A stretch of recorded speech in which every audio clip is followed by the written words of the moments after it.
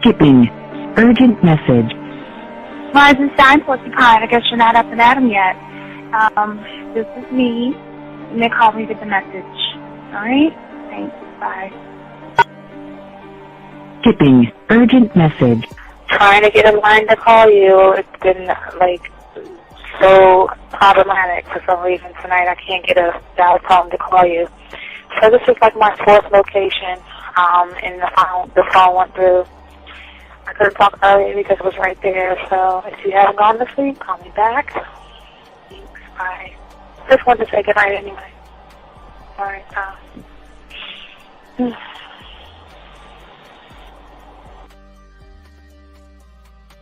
Urgent message. Hi. I hate that your phone keeps rejecting me. You must have a really bad connection. Anyway, I don't know. It's 11:42. It's not even late. So if you're not asleep, call me back. All right, bye.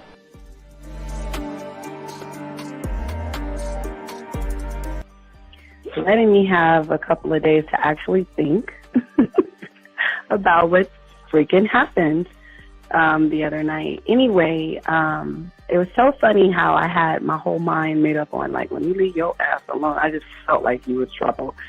And it's so interesting how vibe is because I was right, you know? I ain't gonna lie, I do have questions. I'm like, how do you do that? Who taught you that? Are you a goddamn professional? So on a real note, that was amazing. It was totally, perfect. If I were to vision what I want my man to be sexually, you would be that person, hands down. Am I mad at you? Hell yeah, because you know that you got those skills. So for you to do that to me, that was not nice at all. Because I was getting to know you in a whole different way, and it was cool too. That other way was also nice, you know. So yeah, I don't know. It makes me more curious about who you are and what you're really about. I won't lie, you know.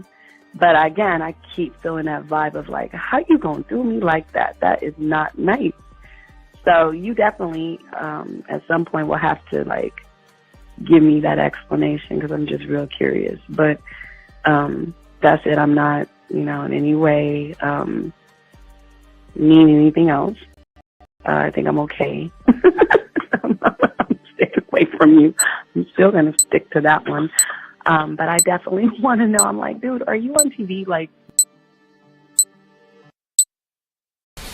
When I started listening to your show, I realized I don't need to be part of no gang against females. All I need to do is know what it is to be a man and Yes. Hey man, I just want you to know that your show done changed my life, man. Man, I am serious. I was that nice guy, but then I went out on the block, man, and I was I just upped my game and was being more alpha and being more of a stand-up guy and just taking care of myself. Yeah, now, man, I would listen to your show and I was like, what does it mean, you know? Mm-hmm. Until I bought your products, understand, listen to all the diss you gave me, and yeah, that's what it is. Some people talk about, it's there's 60 on the list. Man, I'm gonna tell you like this, man. I just when you called me, I was listening to it now, and you get this natural high from it.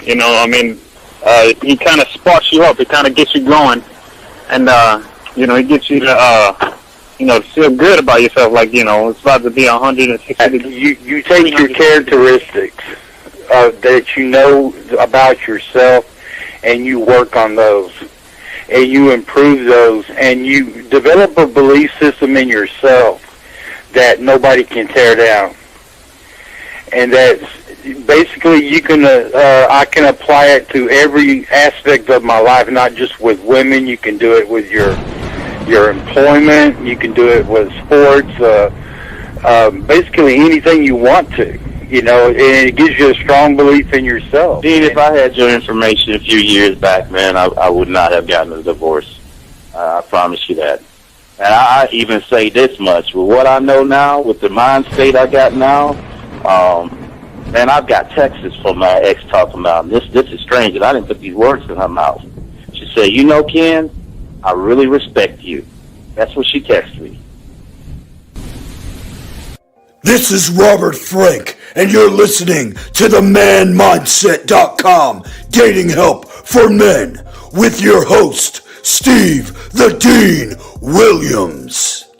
I'm Tyrone, and you're listening to the ManMindset.com Dating Help for Men with your host, Steve Dean Williams. So get on board, long dick style.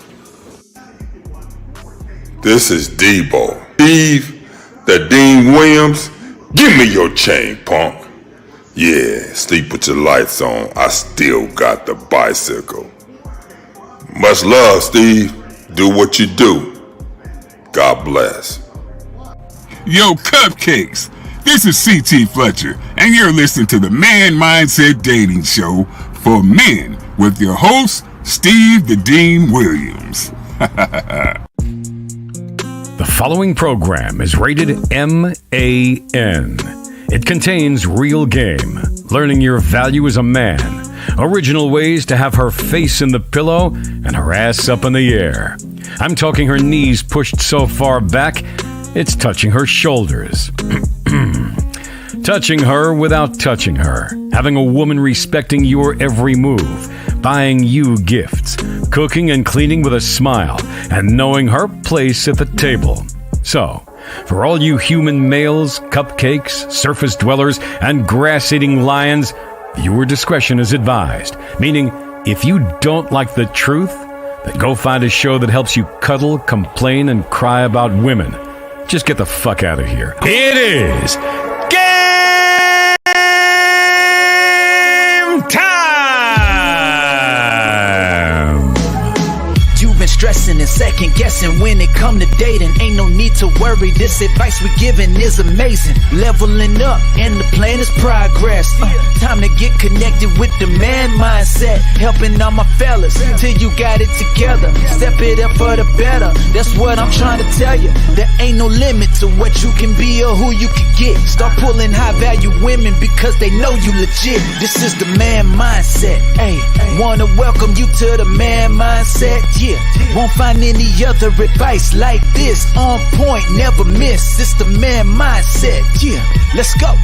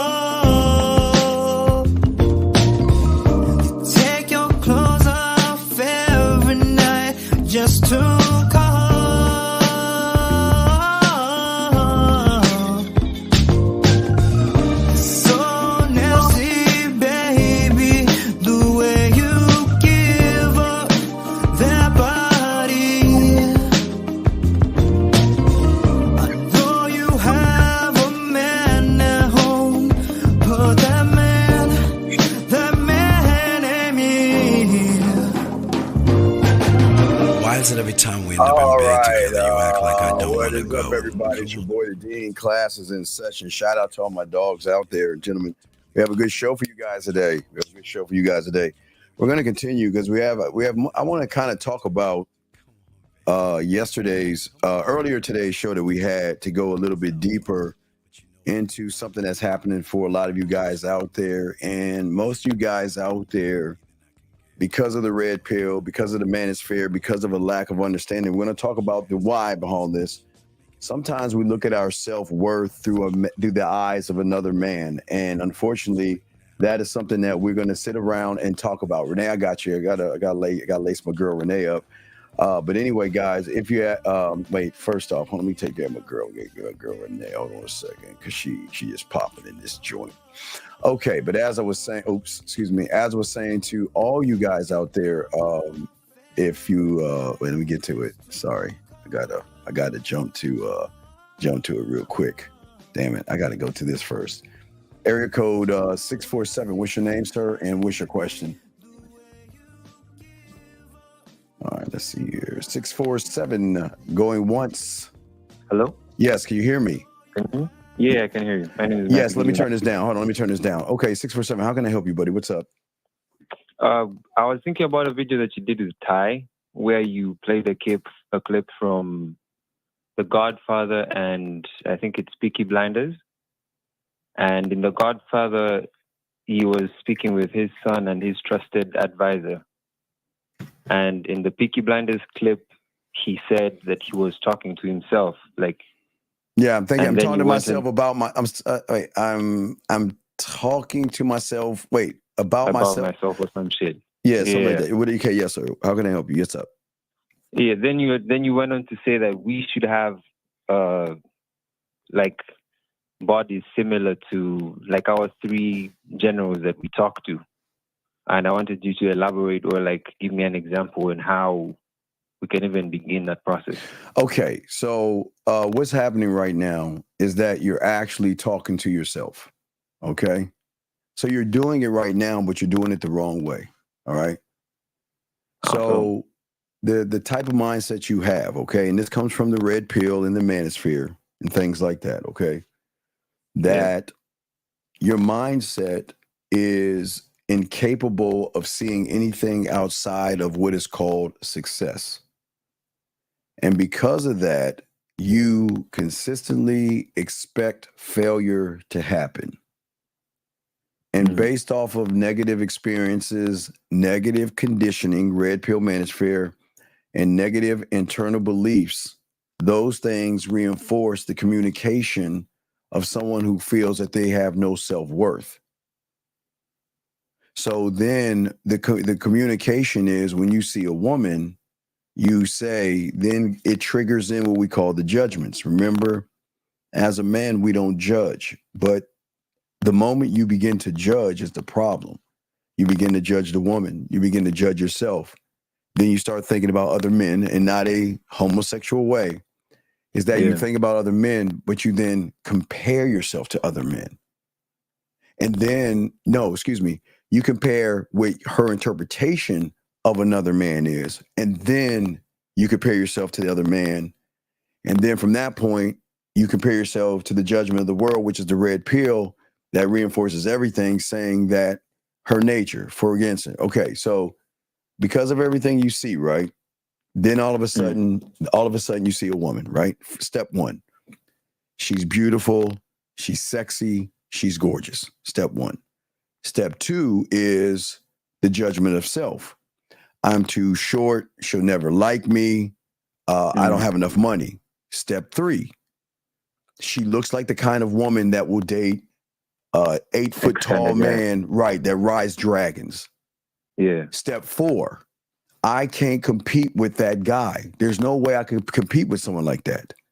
Step five, well, just like the red pill say, it's probably her hypergamous nature, because even if I do talk to her, she's going to monkey branch and you see what I'm saying? And this is all the dialogue that you're having. Right. That's like all that's all the dialogue. Yourself. Right. So that's you actually talking to yourself and having dialogue with yourself. And then there. How does? I'm sorry. Yeah. No, go ahead. No. So how does one shift that kind of mindset? Well, it's actually hard to shift it yourself because it's a blind trust based off of what you have in common. So, earlier today, did you watch the video? Because I want to play it. Did you see the video of the guy earlier today? Okay, I want to show you. No. Well, I'm gonna play it, but I want you to listen to it. Okay, very important. Yeah, this is huge. Okay, I want you to listen to this. All you guys, listen to this. Check this out. Just listen. These are all men who have had divorces initiated against them. Brad Pitt, Johnny Depp, Jeff Bezos, Bill Gates, Elon Musk, Dr. Dre, Ryan Reynolds, Tom Brady, Lance Armstrong, Alex Rodriguez, Channing Tatum, Chris Rock, Ben Affleck, Chris Pratt, Liam Hemsworth, Ben Stiller, David Duchovny, Orlando Bloom, Tiger Woods, Sean Penn, Sylvester Stallone, Paul McCartney, Ryan Felipe, Jason Momoa, Michael Jordan. In any case, these are all very attractive men. Okay. Wait, real quick. Listen to what he's saying to you guys. Now, again, I'm not saying this is not homosexual tendencies, but a man doesn't look at another man and say he's an attractive guy. Now, if you have a son, you know, my boy's looking good. Boy looks like dad. That's totally different. But listen to what he's saying. These are attractive men. When do we start looking at men and judging what they look like? You see, I just want to show you, but I'm not done. I just want to take that first step. The first step is what he pushes down. This is red pill and manosphere rhetoric. These are attractive men. Do you see what I'm saying? So look what he is pushing off the agenda, that I'm going to look at another man to judge my own self-worth. It's not done. So wait, he says they're attractive, but here's the next part. Listen. High status men, wealthy, and even they can't keep a chick. So me as like, I consider myself like kind of a normal dude. I think. Wait a second. Then he says, right there, I see myself as a normal dude. Wait, hold on. Let's look at that. Let's break that down. He says he sees himself as a normal dude. Do you want to know the difference between you and Brad Pitt? The difference between you and Brad Pitt is Brad Pitt is an actor. He plays roles as gangsters. He plays hardcore roles, soft roles. He acts as a profession. Acting, Tiger Woods playing sports, is something you do. It's not who you are. And sometimes we look at people on TV, John Wick, you know, he's like, wow, he's a badass. Wow. Wow, I can't believe someone like, I'm just saying, Keanu Reeves, who can kill and shoot. He got dumped. There's no way. You see what I'm saying? But let me continue. Let me continue. If Brad Pitt can't keep a chick, I'm fucked. So he's saying if they can't keep a chick, I can't keep a chick. Do you see what I'm saying, young man? Yeah. So what is happening here is negative conditioning. Okay? And what's happening is the conversation that they are teaching you to have with yourself based off of your interpretation off the reality that you're in. Now, verses, okay? Because someone asked me years ago, they said, well, what would you do if you saw Beyonce? I said, I'd talk to her just like any other fucking woman out there. No, that's not true. It's Beyonce. There's just no way you... Wait. Why would I treat her any different than a woman that's working another job? Because what? She sings and she dances for a career, which is an I do. Why would I hold her to a higher level than every other woman just because she sings and dances? Do you see what I'm saying? So what's happening here is that the mind itself cannot interpret the information, because the mind, you've got to look at the thought process of limiting beliefs that you don't believe in yourself. You have no self-worth. You have no self-image. You have no self-construct. Does that make any sense? Now, because of these things, that's why you are saying those things to yourself. Does that make any sense? What do you mean by self-image? Okay. Like the way you view yourself? Well, yeah. Now you're asking some great questions. Okay. So let's look at a few of these things. Okay. So the thing about the game, okay, is it is all about the perception you have of yourself. The end. Okay. It's how you see who you are and how you believe how you fit, not into the world outside of you, but the world between your ears, your mindset. Okay. All right. Yeah. So, because of that, all right. Now let's get into some of the things that I was talking about, the self-image and all this stuff. So the self-construct, okay, is what is a collection of thoughts, feelings, and perceptions that you have created about yourself. Now, in that self-construct comes below that comes the self-image. All right, well, hold on while I'm talking. Let me go to the board. Hold on, while I'm talking, I can talk to you and go to the board. Hold on a second. Let me go to the board while I'm talking to the guys and everything. Okay, while I'm talking to you, I can kind of knock out two birds with one stone. Is that cool, big guy? Yeah. All right, so let me pull that joint up. All right, so if we look at it, all right, so the self-construct, okay, the self-construct has, now remember, always remember how a system works. A system is broken down into subsystem parts. And if one subsystem part is broken, the system itself will not function as a whole. So now the self-construct is the whole, okay? But now we're going to look into the parts of the self-construct. So the self-construct can have right here, that is self-image. This is self-identity. This is self-esteem. This is self-confidence. This is sexual confidence. I'm just giving you a few. All right. So let's just break down these few right here. Okay. Just to give you an example, because you're asking great questions and I want to make sure I can help you and everybody else. So I'm just going to round them out like this. Let's just say this is self-identity, because I'll just round it out like this. Self-identity, sir, is actually your perception, okay, of specific and selective traits and characteristics that only represent you. Not Brad Pitt, not Sylvester Stallone, not Tiger Woods, not Michael Jordan, and all those motherfuckers this guy named.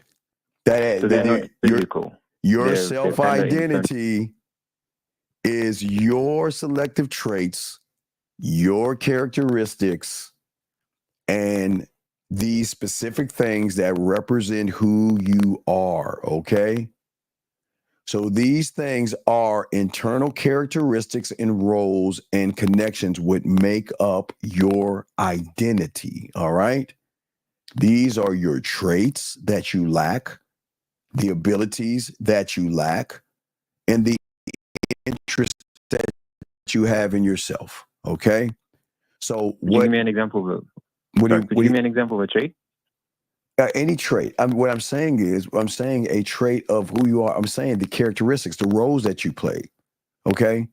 The how you identify yourself to things, or what you attach yourself to. How you see you. Right. Okay. Now with that guy saying what you're thinking, your self-identity isn't tied into you, all right? Your self-identity is tied into Brad Pitt, Sylvester Stallone, Tiger Woods. Yeah. Because it is those people that he found attractive, right? Yeah. Because he felt normal. And so he didn't even have a self-identity. His self-identity was tied into the person. Now, right. So then the self-image. Self-image is how you view yourself and what you think of yourself. Okay? How you see yourself, but actually what thinks of yourself.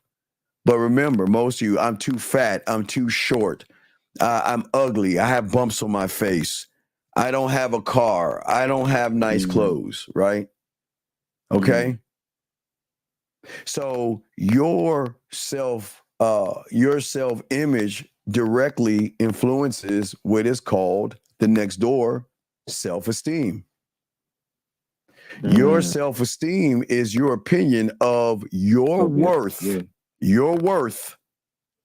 to other people in the world when you don't have game. Yeah. That's why he brought up Brad Pitt, Sylvester Stallone. He brought up all these guys that you think are more because you see him on this screen running around. Yeah, he's doing extra, yes, but actually it is your perception of your value to the world, which is the problem, because you're not looking at the right world. You're looking at the world, your reality, but you're not looking at the world that is the game that is internal, the internal world, okay? Because when you're not looking at yourself, you're looking at how valuable you feel you are to other people by comparing yourself to other people. Right? Dog, you just took the word. Yes, you took the word. Yes. Yeah. So what it is that what you begin to do is that you make an assessment of yourself. Now, this is where the judgment comes in. So what you do is you take another man, a made-up man, or any man. It's not even a made-up man. It could be you go to a club. You go to a club and you go to a bar. Okay, all right. Yeah. Okay. And when you go to a bar or a club, what you're saying to yourself is that I know my qualities, my characteristics, and my abilities are not enough to get the right woman. Right? Okay. But because you look at yourself the wrong way, you begin to create what is called lack of self-confidence. See, self-confidence is that you lack it. But when you have it, that means you trust yourself. When I see a woman and you see a woman, our realities are so far different that our interpretation of the woman is different. You see the woman as sexy, gorgeous, attractive. I want to fuck her. I see her as she caught my eye. Now let me show her why she should fuck me. Two totally different realities. We're seeing the same woman. Because see, I trust in my mouthpiece. I trust in the way I can be smooth, how I can be romantic, how I can be sensual, how I can be smooth, how I can be seductive, how I can be nasty, how I can be dirty, how I can be kinky, how I can be smooth, how I can be a combination nasty and freaky and everything in between. I get to choose the ability because I am the ability. Whereas you can't. If you don't have any of these abilities, you have but you can't create when you are not looking at yourself as the answer. So what's happening is that you're looking at her pussy, titties, and ass, and you're defining your world or your value based off of her answer. That's going to give you validation. But it's not going to actually validate me. Because again, you're not special until you show me you're special.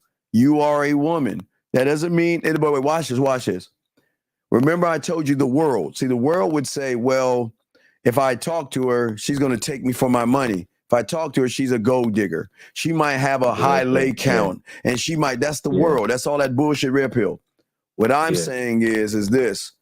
I have no right to judge you, just like you don't have no right to judge me. And I'm gonna see how you move off the merits of how you move to make what I need to make the thought of you. I'm not gonna be foolish enough to sit here and say that you are this thing, because what you are is a combination of all of them. So I don't even know what you are until you and I begin to talk. Until we begin to talk. So I'm not going in thinking you're special. I'm not going in thinking you were fucked up. I'm not going in thinking about lay counts and all this fucking dumbass shit that people have you thinking about. Does that make any sense? Yeah. So then it goes into your self-efficiency. So the self-efficiency is for a man is the belief that you have about yourself, that you believe without a shadow of a doubt you have the capability to perform the action, not reaction, that is required in any situation. That means that I know how to give her an opportunity to get on my dick. You, on the other hand, don't know anything, because what you're doing is you are judging every woman off of different interpretations. If you see a woman with big titties, you're going to talk to her different. You see a woman with a fat ass, you're going to talk to her different. If you see a woman with a pretty face, you're going to talk to her different. You know, everything that you see, depending on what you see, you are always moving your goalposts all around, because you don't have an understanding of what you are, and that's why you're not moving correctly.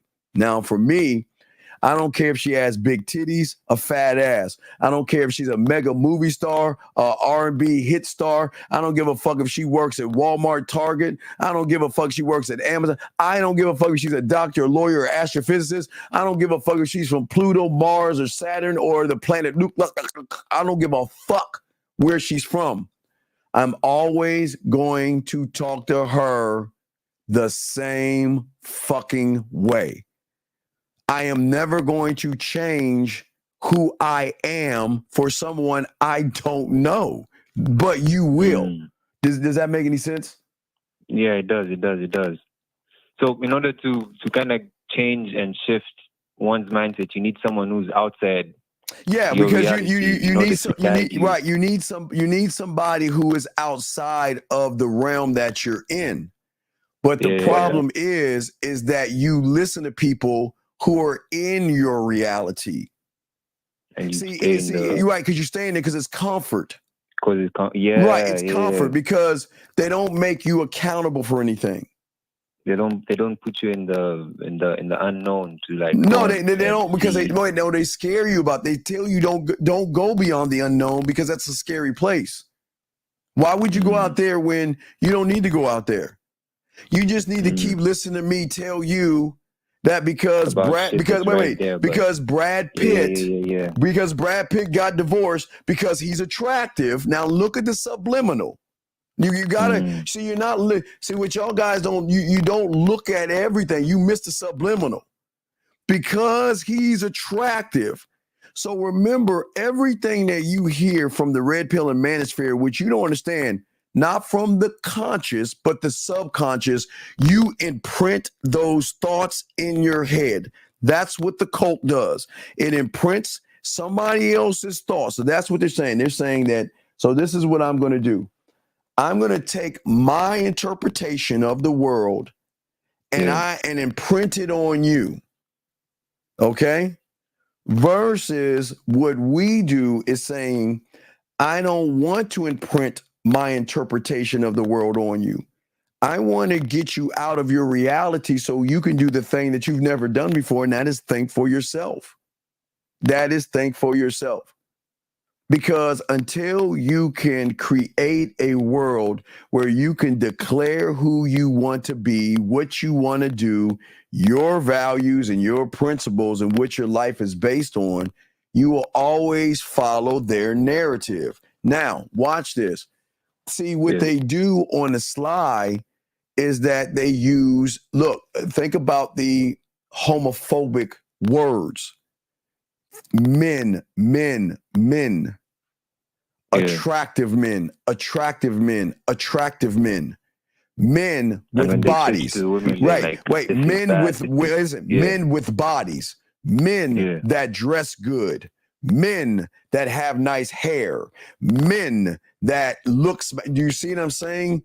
They are actually doing more damage to you on the back end, because what they're training your mind to see is that when you go to that bar and club, you're not looking at women first, or it's the gym. Listen. This is not. I'm listen. By no means am I saying that you're a homosexual, right? I want to I just want to let you see. It's not believe me. I'm just saying it, and you can see it for yourself because you do it and you don't realize you're doing it. You see what I'm saying? You know, the other day, yes, I was going out with one of my friends, and I was late. So I told him, just go into the bar and, have fun. I'll find you there. Yes.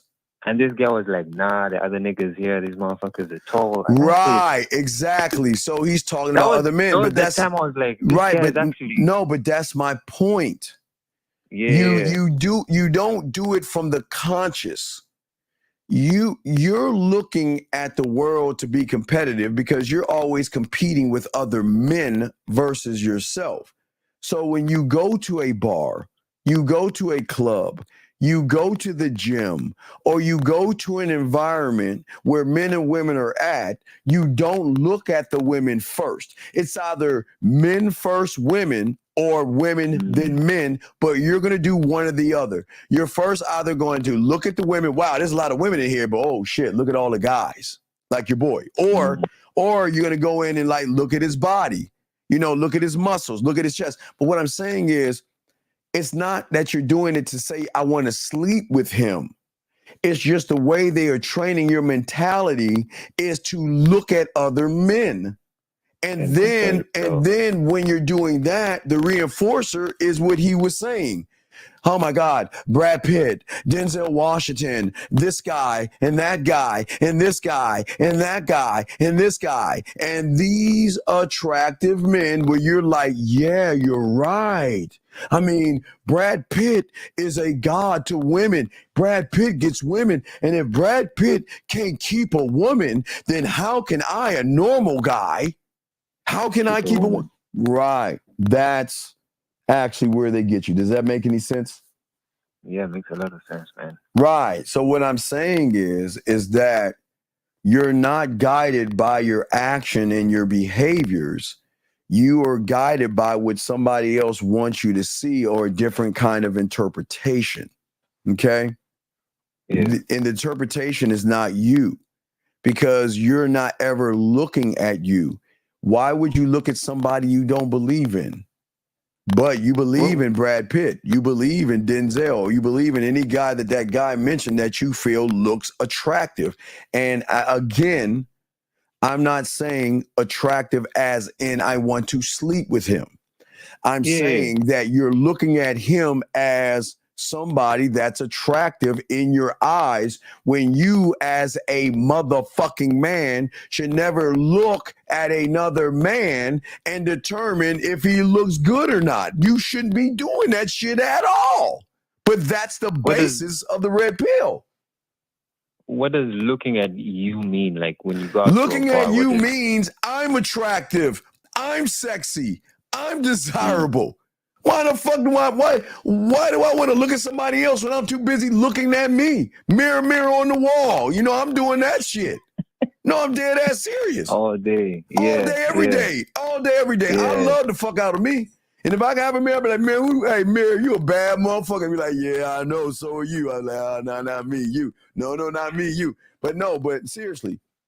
You can't see your value and your worth because your mindset of how you see the world, you're already coming in defeated. And because you're coming in defeated, what's happening is you have what is called constant self-doubt. You're always, because of the competition, you're looking at other men, you're always questioning your ability and your worth, watch this, compared to any man that you think of, or any man you see on TV, or excuse me, any actor you see on TV. Actor. That means that they get paid to play a role in a film. That's not really them. They are just playing and acting a role. So when they say cut, we're done, they then take the mask off of being an actor and they go back to being you and me, regular people. Yeah. Does that make any sense? You have no idea. But it really does. It really does. Thank you so much, man.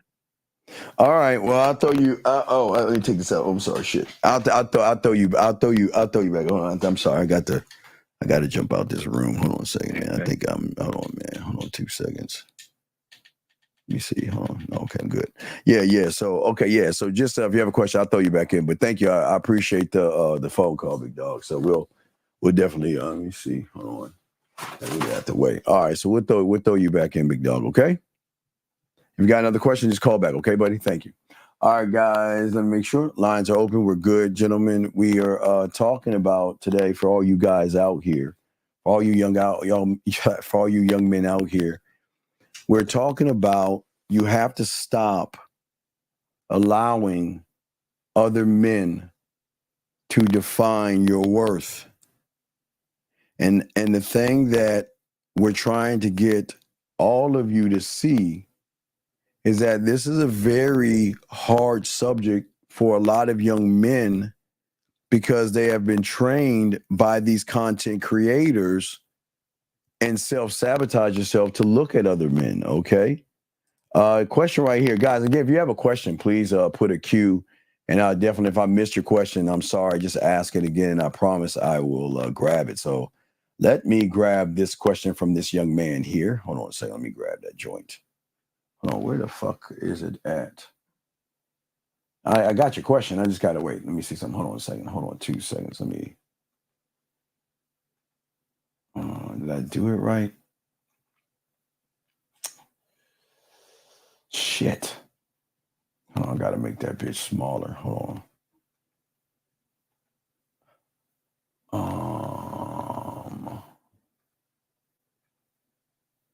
I don't know why I can't. I mean, I got your question. I don't know why I can't pop up. Anyway, okay. So you said, oh, wait, let me see if I do this. Hold on. There it is. I know what I did wrong. Okay, it works now. I apologize. I got it now. I didn't do it right. I mean, I do it right, but I didn't do that right. You're saying, so Unc, how can I stay consistent in the creation of getting a better self-image without letting the negative thoughts influence my actions and decisions? Well, until you can do that, you've got to look at what is influencing your actions and decisions. Because, like I said, one thing you have, sir, because of the constant self-doubt that you have, you're always questioning your ability and your self-worth. Because you have fears of failure, you're always going to avoid women because you're going to see women as a challenge. And you're going to prevent that because you don't want to seem like you are a failure. What another thing you're going to start doing, or you have been doing, is blaming everybody for all your failures, because that's what the red pill and the manosphere does. It has you. It has you. Well, Dave, I didn't get a chance. I was watching the game, so hold on. I've got my other roadcaster. I just got to hook that shit up. So guys, bear with it if it's popping. And I'm sorry, but I think Monday I'll hook everything up. I just been busy coaching and shit. So as I was saying before, also procrastination. You delay all the actions that you do because you fear outcomes, young man. Okay. Another thing, you lack initiative. You fail to take the proper steps forward to reach things because you feel there's no point in it because okay, let me give you an example. I asked a guy that I was coaching today, what did you do this weekend? Nothing, I stayed home. I said, I'm sorry, what did you say? I stayed home. But I thought you said you wanted to face your fears. Well, I did, but I just decided to stay home. Then how are you going to ever grow if you don't face and talk to women? Well, I just thought I can just, and I said, okay, you see what I'm saying? That's what I'm saying to you. And what I'm saying is a lack of initiative. There's low self-esteem for many of you guys because of the perception that you have of yourself. And then you're pessimistic, or you always expect the worst outcomes. Always. But always, there's a side of you that actually envies other people's successes. And there is a resentment that many of you guys have when other people succeed, when you feel or think that you can't do that. Okay? All right. Sir, Nick, sir, when did I say there's something wrong, sir, with sleeping with as many women as possible? I'm lost. When did I say there was something wrong with that? Can you please? Okay, Nick, if you want to stay in here and we'll welcome you in here, please don't disrespect me and put words in my mouth that I never say. Please, when did I say that? Tell me. Because it sounds like you're just making shit up. So this is your warning. You ever say anything like that again, I'm going to kick you the fuck out. And the only reason I'm warning you right now because you don't know. Bitch, I've never said no bitch ass shit like that. So don't ever, ever, ever come at me with that bitch ass shit. I've never said any shit like that. Because motherfucker, I don't give a fuck how many people you want to fuck. You ain't that motherfucker. That's why you ain't fucking. So you want to know what's wrong for you trying to fuck? You're just going to get fucked over because these bitches out here don't want to fuck with a woman who's got a tight ass pussy, Nick. Fuck out of here with that bitch ass shit. Okay, so as I said before, I'm going to kick this guy out. This guy was been disrespectful. I don't even want him in here. All right, so as I was saying, okay. So wait a second. You're saying to sleep with more women, a man will have more success given the dick, not making her work for it. What the fuck is that? What does that even mean? Dude, you're gonna have to call in. I don't understand what the fuck you're talking about. Okay? That's okay. But let me continue. Because many of you guys have a victim mentality, because most of you guys out here feel like that a woman or a man has to give you self-worth. Because if that person doesn't do that, gentlemen, most of you guys will overthink things. And you always overanalyze things. It's amazing how you have this skill of reading a woman's mind. Someone you don't even know, someone you've never even talked to sit there and say that that woman is not going to like me. That woman is fucking somebody. I mean, how do you even know what the fuck she is? You don't know. But because most of you guys out here, you always overanalyze things because you always overthink. Okay? All right? PP. Oh, wait a second. Hold on. Let me get this. G say, expecting the worst outcome is bad. Well, G, what do you think? G, what? G, what is a worse outcome? Explain that to me. What? If she says no, a horde of zombies are gonna open off this vortex or something? What if she says no, the world is going to split apart and you're gonna fall in this pit of fire and burn up? What the fuck are you talking about? What are you talking about? What if she says no, four tornadoes are going to band together and grab you and throw you into a world where flesh-eating people are going to eat your body up? Please, what the fuck is the worst outcome? I'd like to know. I like to know. This is what I'm talking about. Sitting here and making up shit that's not even there. What is the worst outcome? The fuck is that? Please answer that question. How do I approach a woman when she is with her friends? Call in and I'll tell you, because I don't believe you're actually approaching women because you're not even talking or approaching women. So I'm not even going to answer that question. I don't believe that what I believe that you're doing is that you're not doing anything at all. And yet you're asking a question that has no bearing on anything because you're not even talking to women. I can tell in what you're saying, you're not even talking to women. So why would I waste my time doing that? You got to call in. But anyway, but for many of you guys out there, it's because most of you guys lack vision. And because most of you guys out here, you consistently look at yourselves as mistakes and you look at yourselves as not good enough.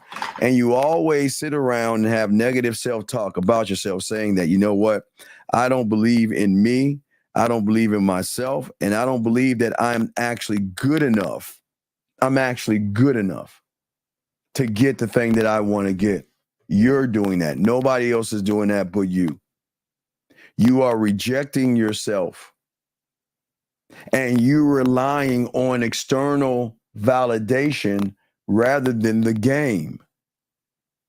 Your external validation is a woman sending you a fucking text message, a woman liking one of your fucking photos, a woman telling you, well, you're cute or something. You are always looking for something. Why do that?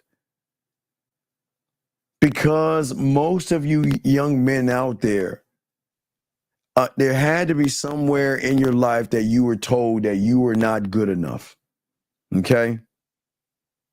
Or there was something in your life where you kept facing failures and all this other stuff. All right? Question right here. How do you counter negative self-talk when it feels heavy? I'm explaining to you right now. I wish you would listen, sir.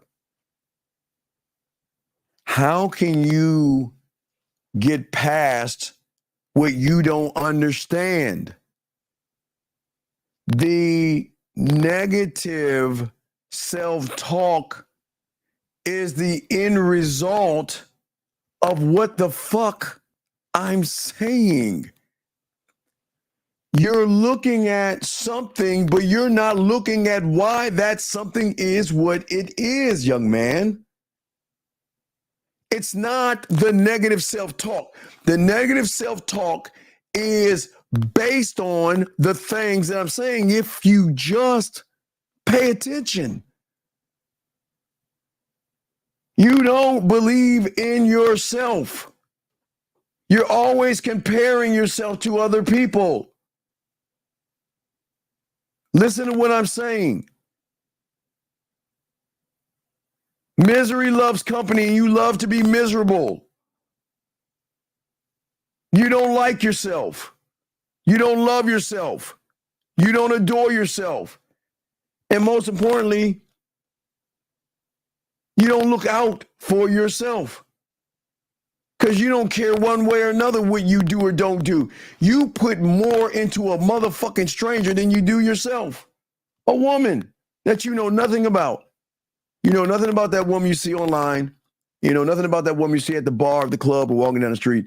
But yet, you put more into that motherfucking woman than you do yourself. Why do you think you have negative self-talk? Why would your mind work for you when all you're doing is telling your mind that I ain't shit? I'm not good enough. Why would your mind want to work for you? You see, as somebody that has game, okay? All right? When I was 9 years old and I was learning the game, I had to learn how to do certain things, and that is shift my focus because I thought the game was about women until I started learning the game. And when I started to make the commitment to myself, not to pussy, to myself and to my motherfucking dick, my mindset shifted. And I didn't avoid anything, but for you guys, your mindset shift is avoiding failure to the shift when you become a student of the game to pursue growth and evolve, to become more focused on what I can achieve rather than what can go wrong. I don't give a fuck what can go wrong because anything can go wrong. At any time, it can go wrong. You know, at any time when when it wants to rain, it rains. When it wants to snow, when it gets cold, when it gets hot, at anything, who gives a fuck what goes wrong? But see, you can't see that because you can't see yourself because you never hold yourself to a higher standard. For me to become one of one, I had to look beyond what the fuck I was at 9 and 10 and 11 and 12 to realize that I have to hold myself to a higher standard. Diamond motherfucking dick. I'm the shit. I'm the fucking opportunity, not option. But most of y'all don't even talk. Most of y'all can't even hold yourself to that standard. Because the one thing the game demands is personal accountability, not blaming women for everything that goes wrong with your life and not looking at other men who can't be men around women and then think because they can't get women, I can't get women. How is that going to build any self-worth in you guys? How are you going to achieve anything? How are you going to grow? How are you going to see yourself as capable when you don't even see yourself as that motherfucking guy? I know guys that have one arm. Some guys are in wheelchairs. Some guys is fat as fuck. And they are fucking so many goddamn women. You want to know why? Because they hold themselves to a high standard. And when a woman sees this mythical thing, it's mythical. It is mythical. It is called a fucking man, a person that has a high standard that says your pussy is not enough for a motherfucker like me. What else are you gonna do? I don't need your pussy. I don't need your body. Matter of fact, I don't even need you. I don't need you at all. But I'll give you a chance to prove why you need to be around, but I don't give a fuck what you do, because what you do and what you don't do is not going to affect who the fuck I am and the standard that I have for myself. That's what you guys don't see. This shit like goes over your head. So you're saying, so you're, studying your past self to create your, no. Why would I study a weaker me? Why would I study yesterday's me when today's me is better than yesterday's me? So why would I do that as a man? But here, you guys, you're not men. So all you are studying is, I'm not good enough. It's not fair. Women are beautiful. And that guy over there looks better than me. And he looks like he's going to pull all the women. So I'm going to go home. Who the fuck does that? Who does that? Men don't do that, gentlemen. Men do not do that. Your thought process, gentlemen, this doesn't make you a bad person. It doesn't make you bad at all. Okay? It doesn't make you bad at all. What all this does and all this moves like is that at the end of the day, there is something inside of you that thrives, loves, and is dedicated to doing this weird thing. Is that you rather self-sabotage yourself. You thrive in it. You thrive in self-sabotage. You thrive in excuses. And you just thrive in reacting to everything. Reacting. A woman that you will never fuck and you never will meet in life says that she wants a man that has money, and you get mad at that fucking bitch and you'll never meet her in your life. That woman has so much influence over you, you get mad at women based off of the woman that's saying what the fuck she has every right to say. It doesn't make any sense. Chris J, hold on. Is success subjective? Sir. Is a lion subjective to an individual? Tell me. Is a lion a lion? I'm asking you, when does a lion become a duck, a deer, or a rabbit? Jesus Christ, this is not astrophysicists, gentlemen. This is basic ass kindergarten shit. This is not difficult.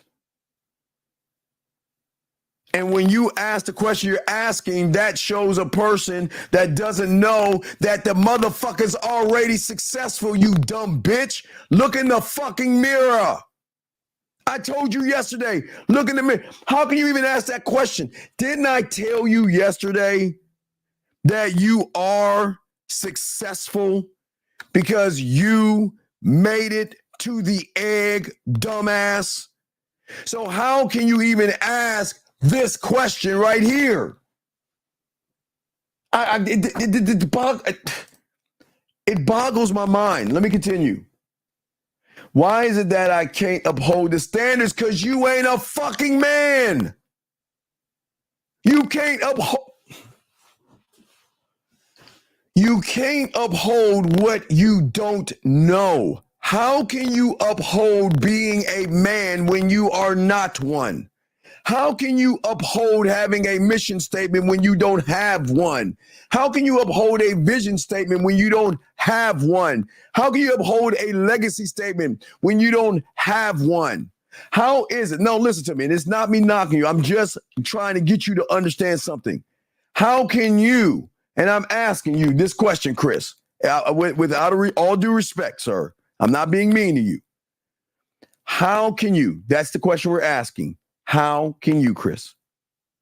Let me ask you a question.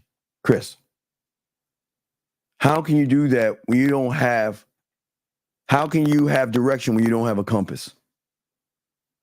How can you forge an idea or thought when you don't have a blacksmith? How can you do anything when you don't see the beauty of time? See what I'm saying, Chris? How? How is it that you are going to build great monuments and worlds in your mind when you don't even have a blueprint? How are you going to have understanding of things when you don't have a detective, when you don't have a studio, when you don't have a film room, when you don't have a guide, when you don't have a fucking board of directors, when you don't have a warrior, when you don't have mental toughness, when you don't have an imagination, when you don't have a culinary school, when you don't have a senate, when you don't have a motherfucking scribe, when you don't have a sexual amusement park, when you don't have a marketing team, when you don't have a drug lab, how in the fuck are you going to have anything, sir? How? How can you uphold anything? You don't have anything to uphold, young man. That's the point, young man. You don't have anything. And because you don't have anything, I'm going to time you out one last time. You ask that question again, I'm going to kick your bitch ass out. What I'm saying to you guys out there, oops, I'm sorry, I hit the wrong button. I apologize, PP. It was a mistake. What I'm saying is, okay, you don't listen to me. You don't have anything, sir, except, okay, excuse me. I lied. I'm sorry. I was wrong. I was wrong. My bad. I apologize. You do have things. And that was on me. I made a mistake. You have things. You have excuses. You have no self-worth. You have no fucking standard. You believe, you hold on to rejection. Okay? You hold on to compare yourself to other people. You have self-doubt. You have in your mind the mindset because you have difficulty making fucking decisions because all you have is a person who overthinks and second guesses all the decisions that he makes. You have fear of failure. You have criticisms. You have this mindset that I am unworthy. You have a lack of confidence. You have a mindset that seeks validation. You have this femininity where you're oversensitive. You have this struggle because you have self-doubt. You have this thing where you're always comparing yourself to other people. That's what you have. You have these things. And when women see you have these things, they don't want to fuck with you. Because all they see is a man or male that droops his shoulders, a man that stutters and has nervous laughter, a male that is always looking away, running away, scared. That's what you have. So you have things. And that's why you are what you are, Chris, because you have things, buddy. And that's the problem. You have these things that you should not have. That's the point I'm trying to make, sir. You should not have those things, sir. Okay? Because you don't want to work towards anything. You don't want to learn from your mistakes. You don't see a woman doing something as opportunity, okay? You don't challenge the negative self-talk that you have with yourself. You never take small steps into the unknown. You seek help in what you think is a mentor by listening to a content creator who can't get pussy versus a motherfucker who can get pussy, who tries to make it about you and not pussy versus them that make it all about the pussy. You choose not to overcome your insecurities. You choose not to acknowledge that you have a problem. And because that, Chris, it's no knock on you, young man. It's no knock on you because I'm here to help you. All right?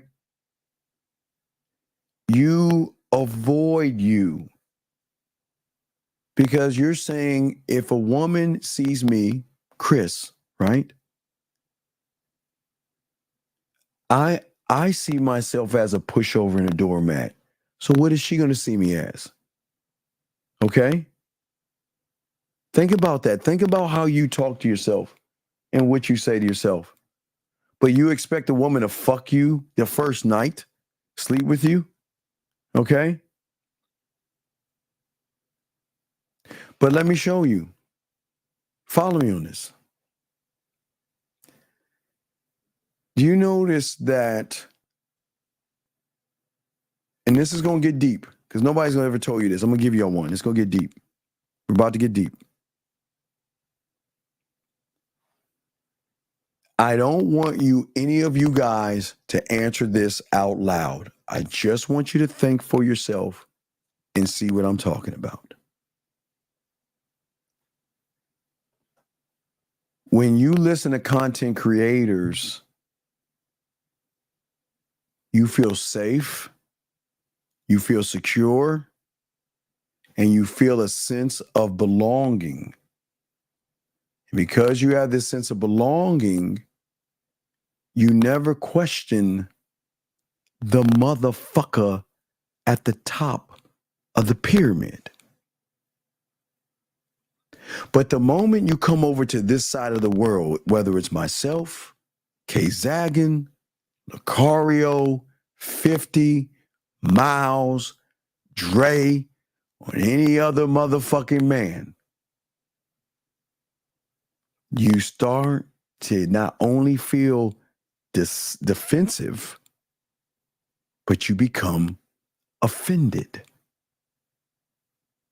You have difficulty accepting what you hear because it's not what you're used to hearing. You're so used to hearing it's the fucking woman's fault that the moment someone says it's your goddamn fault, you get mad. You get mad at that person. Because behind that door, we all can see that you doubt yourself and you doubt your abilities. It's just that you don't want to see it. You don't want to see it at all. And for many of you guys out there, y'all get mad. You get angry. You get bitter. Steve, I fucking hate you. Steve, why are you always yelling? Steve, why are you always being mean? Steve, why are you always this and why are you always that? Versus, well, I really like that guy. He's so understanding. I mean, he's so nice. I mean, wow, what a great person. You're right. It is the woman's fault. You know, the reason why I am what I am, it's the woman's fault. The reason I can't get a woman, it's the woman's fault. The reason I couldn't get that job, it's the woman's fault. The reason it's raining outside today, it's the woman's fault. The reason I don't have gas in my car, I have enough money to gas in my car, it's the woman's fault. The reason why my milk is spoiling, it's the woman's fault. So taking accountability is something that y'all are so used to, but when one holds your foot to the fire, you get bitter, mad, and angry.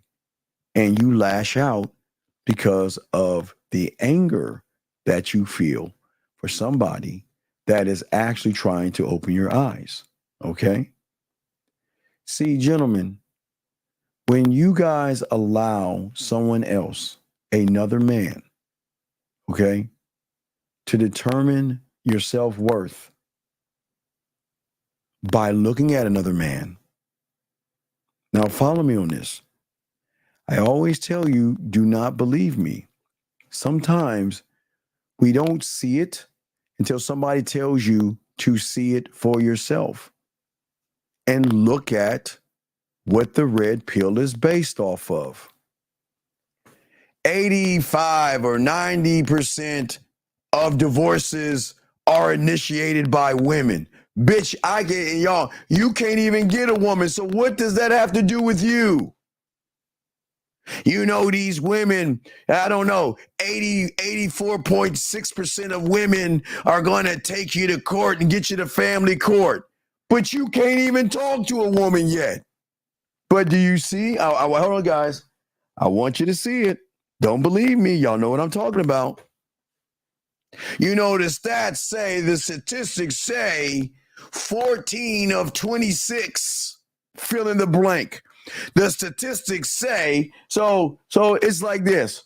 So I can get 5 people in a room and say, hey guys, I want you to drink this bottle warrior. I'm gonna take there's no name on here. I just want you to taste this and let me know if you like it. So 4 out of 5 people drink it and 1 doesn't like it.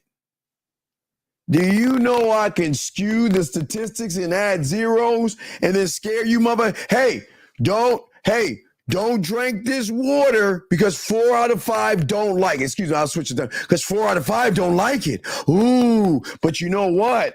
Why don't you try this water when water tastes like water? Listen to what I'm saying. Listen to what I'm saying. Think about it.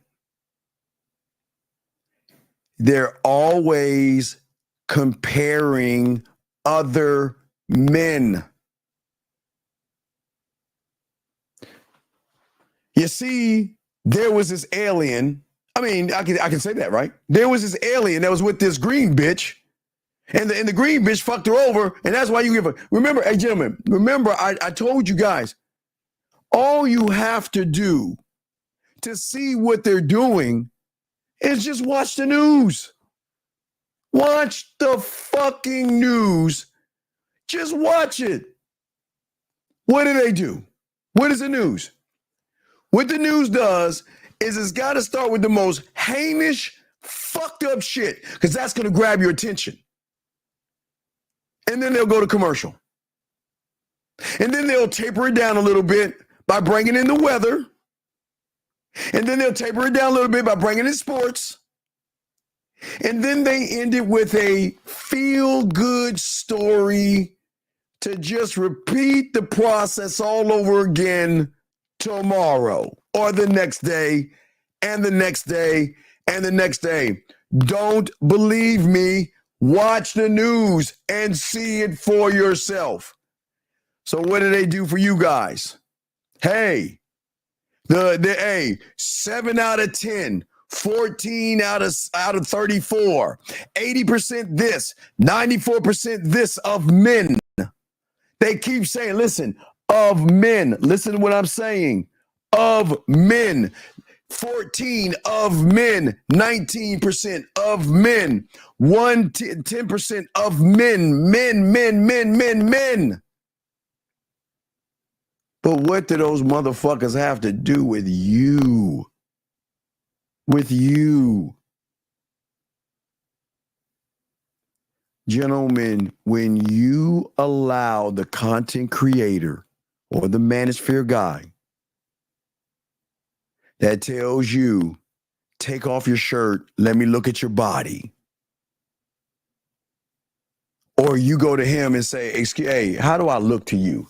Man, you know, back in my day, if we walked up to another guy and said how I look, we fight. That's fight. You get, hey, it's on right then and there.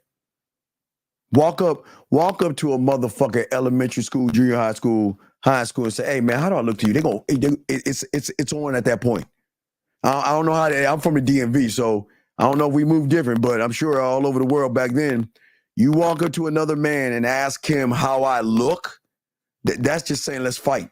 Because at that point, you're challenging the other person's manhood. You saying, look, I feel you bitch made, so why don't you tell me how I look, you bitch ass motherfucker? So it's on. It's just on. Now, listen to me. Women can do that because that's what women do. That's what makes them women. Women can ask women how I look. Women can judge her. That's what women do. But men don't do that shit. Men don't do that. But when you allow another male, okay, listen, it's important. When you allow another male, okay, to determine your self-worth, gentlemen, it is a dangerous trap. Because you want to know what the red pill, if you peel back the red pill and you peel back the manosphere at its core, okay? At its core, yes, it's women at the core, but there's something behind that I'm going to tell you that it does that you don't even fucking know. It undermines your individual, you being an individual, individual, I can't roll my tongue. It undermines you being individual and you being independent of oneself. Takes away your individuality. It takes that away, gentlemen. Think about that. I told you that, did I not say that you're the only one of your kind? Based off your fingerprint, right? And if you're the only one of your kind based off your fingerprint, why try to be like another man versus be your own self? Because what they do is they take, and again, I don't want to like tie this into slavery, but they take away your name. They take away your independence.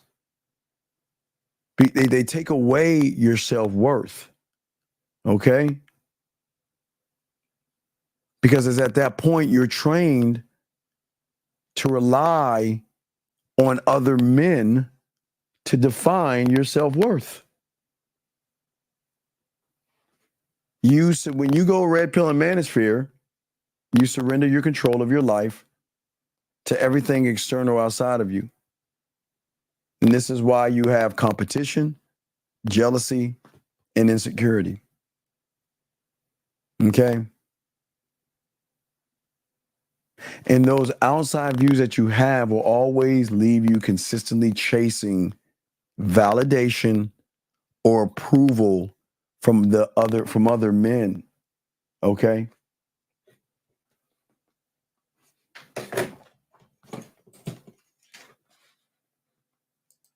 Sure, absolutely.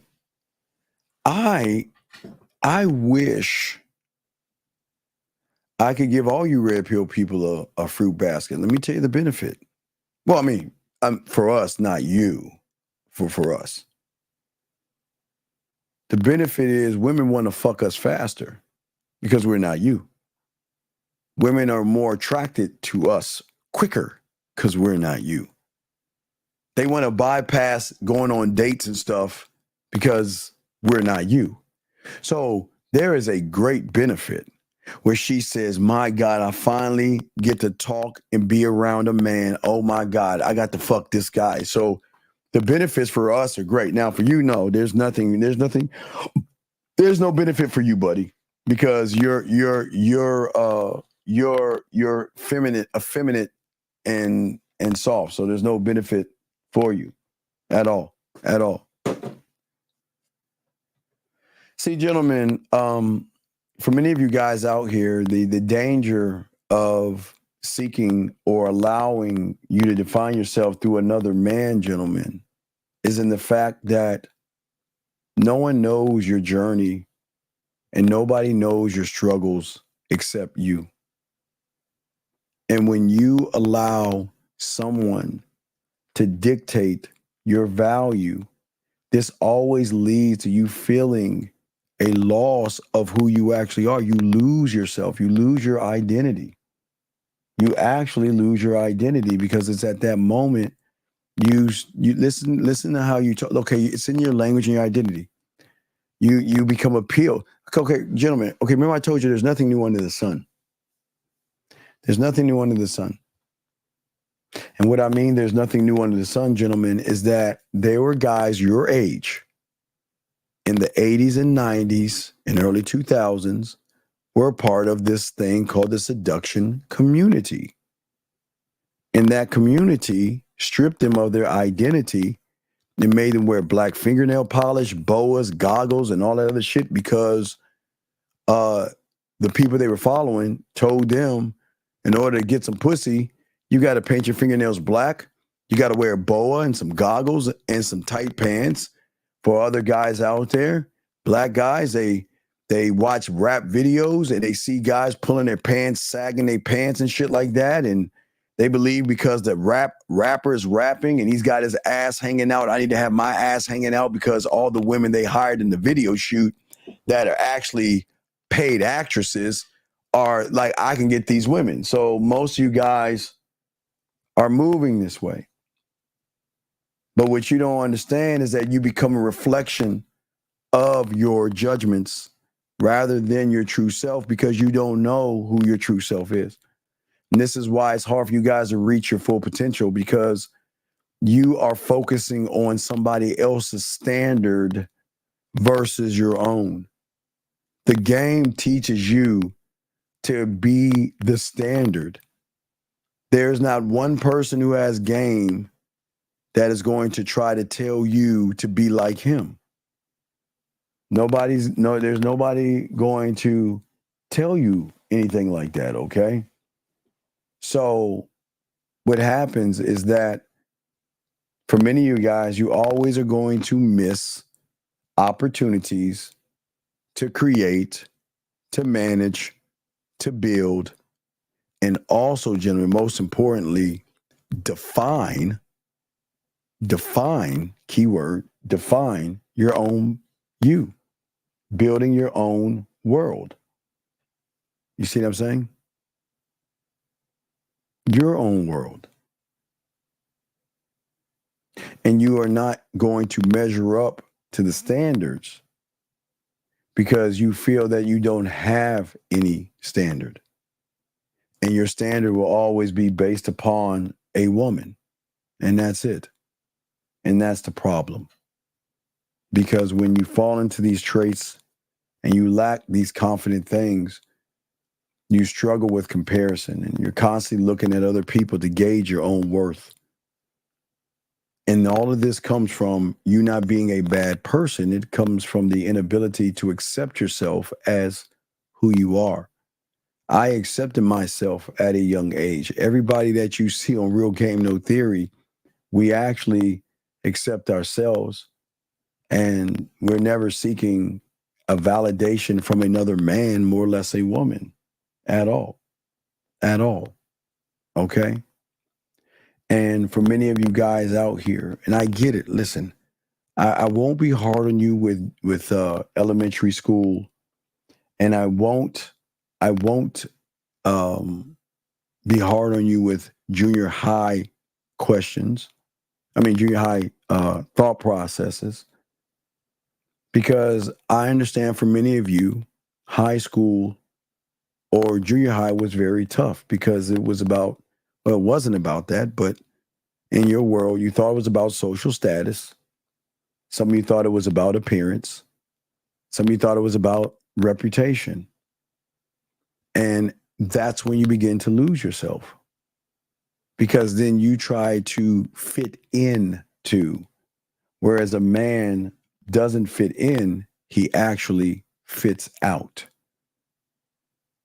And when you are too busy trying to fit in, that's why you're prone to anxiety and self-doubt and emotional instability. Because what you allow is another man's perspective of other men to shift your perspective. No, fuck. No. Hold on, chosen one. Chosen one. Chosen one.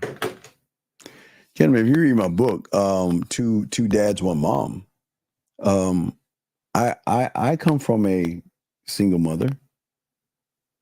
My mother wasn't married the whole time. I think they got divorced when I was like 3 or 4. She met my other father. They were together, then she left him. So single mother, around was like 5th grade, 4th grade, 5th grade, 6th grade, 7th grade, 8th. And then 9th and 10th, she went back. And then I lived with my father. So I had a single mother. So why shouldn't I say then it's my mother's fault? Why are we blaming women again?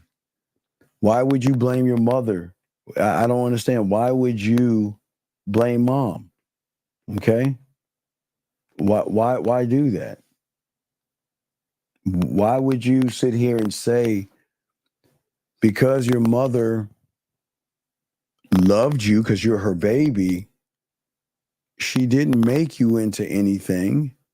Now, my mother allowed me to go out and adventure, and I was messing with girls. I was playing football. I was a kid. You know what I mean? I lived. But we can't sit here and blame single parent households, because again, then what's the excuse then? Because if I had a single mother, well then why don't I act like you? Why don't I blame my mother? Because that's apparently you're saying, so I mean, you're generalizing. So if you come from a single home, that means you have no chance to be a man? I mean, what's the I don't understand what you're trying to say, okay?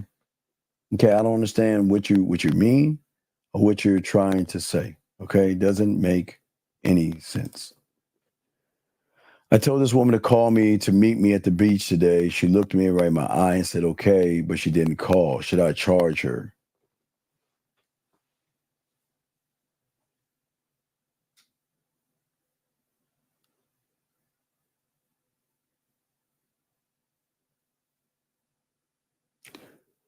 Peter, I don't think you understand. I don't think you get it. I don't think you understand charging. I don't think you understand charging, Peter. Peter, when you opened your eyes from wherever you woke up from, you already charged yourself. When you opened your eyes and got up off your bed, your floor, your couch, you were a soft, weak, effeminate male. You were already charged. So how can you actually charge a woman when you're not even a fucking man? And I ask you, why do you give a fuck? Okay, Peter, it's this simple. Okay? Peter, listen to me. I like the fact that you told the woman to do something. I'll give you an A on that, Peter. Okay? See that, Peter? I'm not even being mean to you. The fact that you told her to do something. Do you know the difference between you and me and the motherfucking fellas that have pussy? Is that when we tell somebody to do something, they don't do it, we cut them the fuck off and move the fuck on. That right then and there. Done. You have been festering on this all day, wondering, should I charge her? Should I not charge her? Should I charge her or not charge her?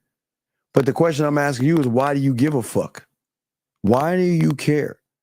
See, if you had some game, you would have said, hey, look, meet me at the beach today at this time, right? And she says, okay. And the moment she didn't meet you, the moment she didn't call, is the moment you cut that motherfucking woman off and roll on to the next motherfucking one that will. That's it. That's it. That's it. That's it. On to the next town, on to the next woman.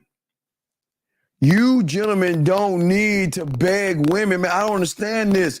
It's ask and task, dog.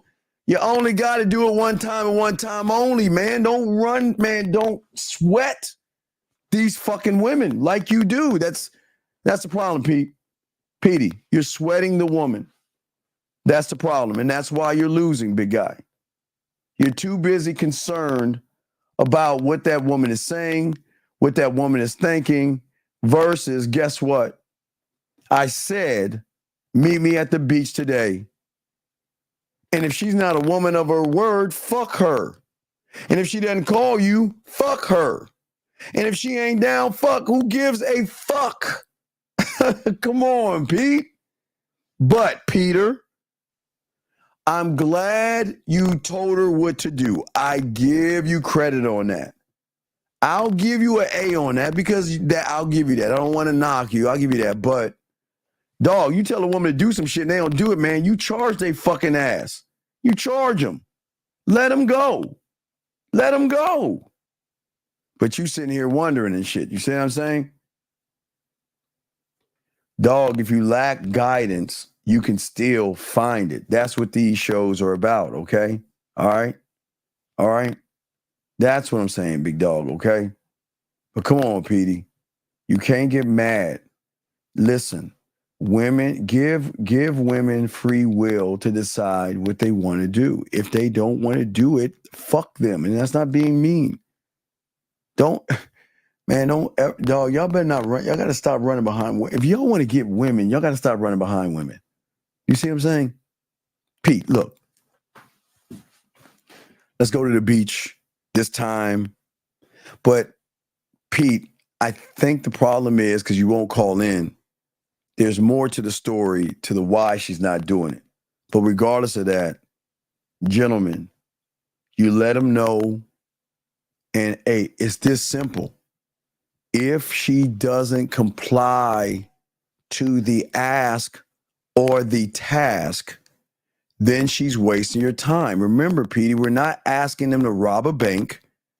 We're not asking them to jump off a bridge or anything like that, okay? You're just doing an ask and a task. But please understand, gentlemen, if you're going to do what we're teaching you how to do, you have to be ready to cut these motherfucking women off when they don't comply.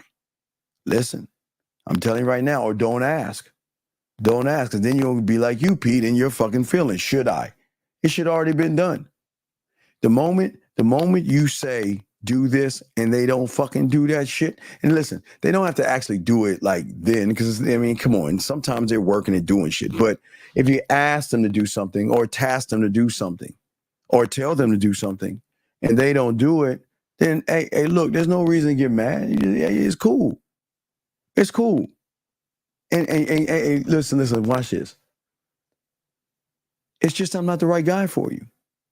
So I'm going to free you and you go find whatever the fuck you want to find, because you ain't the right motherfucker for me. You are not motherfucking program worthy. You see what I'm saying? They don't have to. They don't have to listen. When you ask them to do something, and they don't fucking listen to you, you don't get mad. Hey, I'm done. And when you come around and ask, hey Pete, this is how it go. Why don't you talk to me? Why are you ignoring me? Did I do something wrong? No, you didn't do nothing wrong. I'm just not the right guy for you. So go find happiness. I ain't wasting my time. Hey, all the motherfuckers, Lucarios, 50, all of us the same way. We are not wasting our fucking time on a woman when all these other women are trying to fuck you, be with you, and spend time with you. So why in the fuck would you bug somebody to do something that other women are willing and happy and want to do? That's what I'm saying to y'all guys out here. Oops, drop this.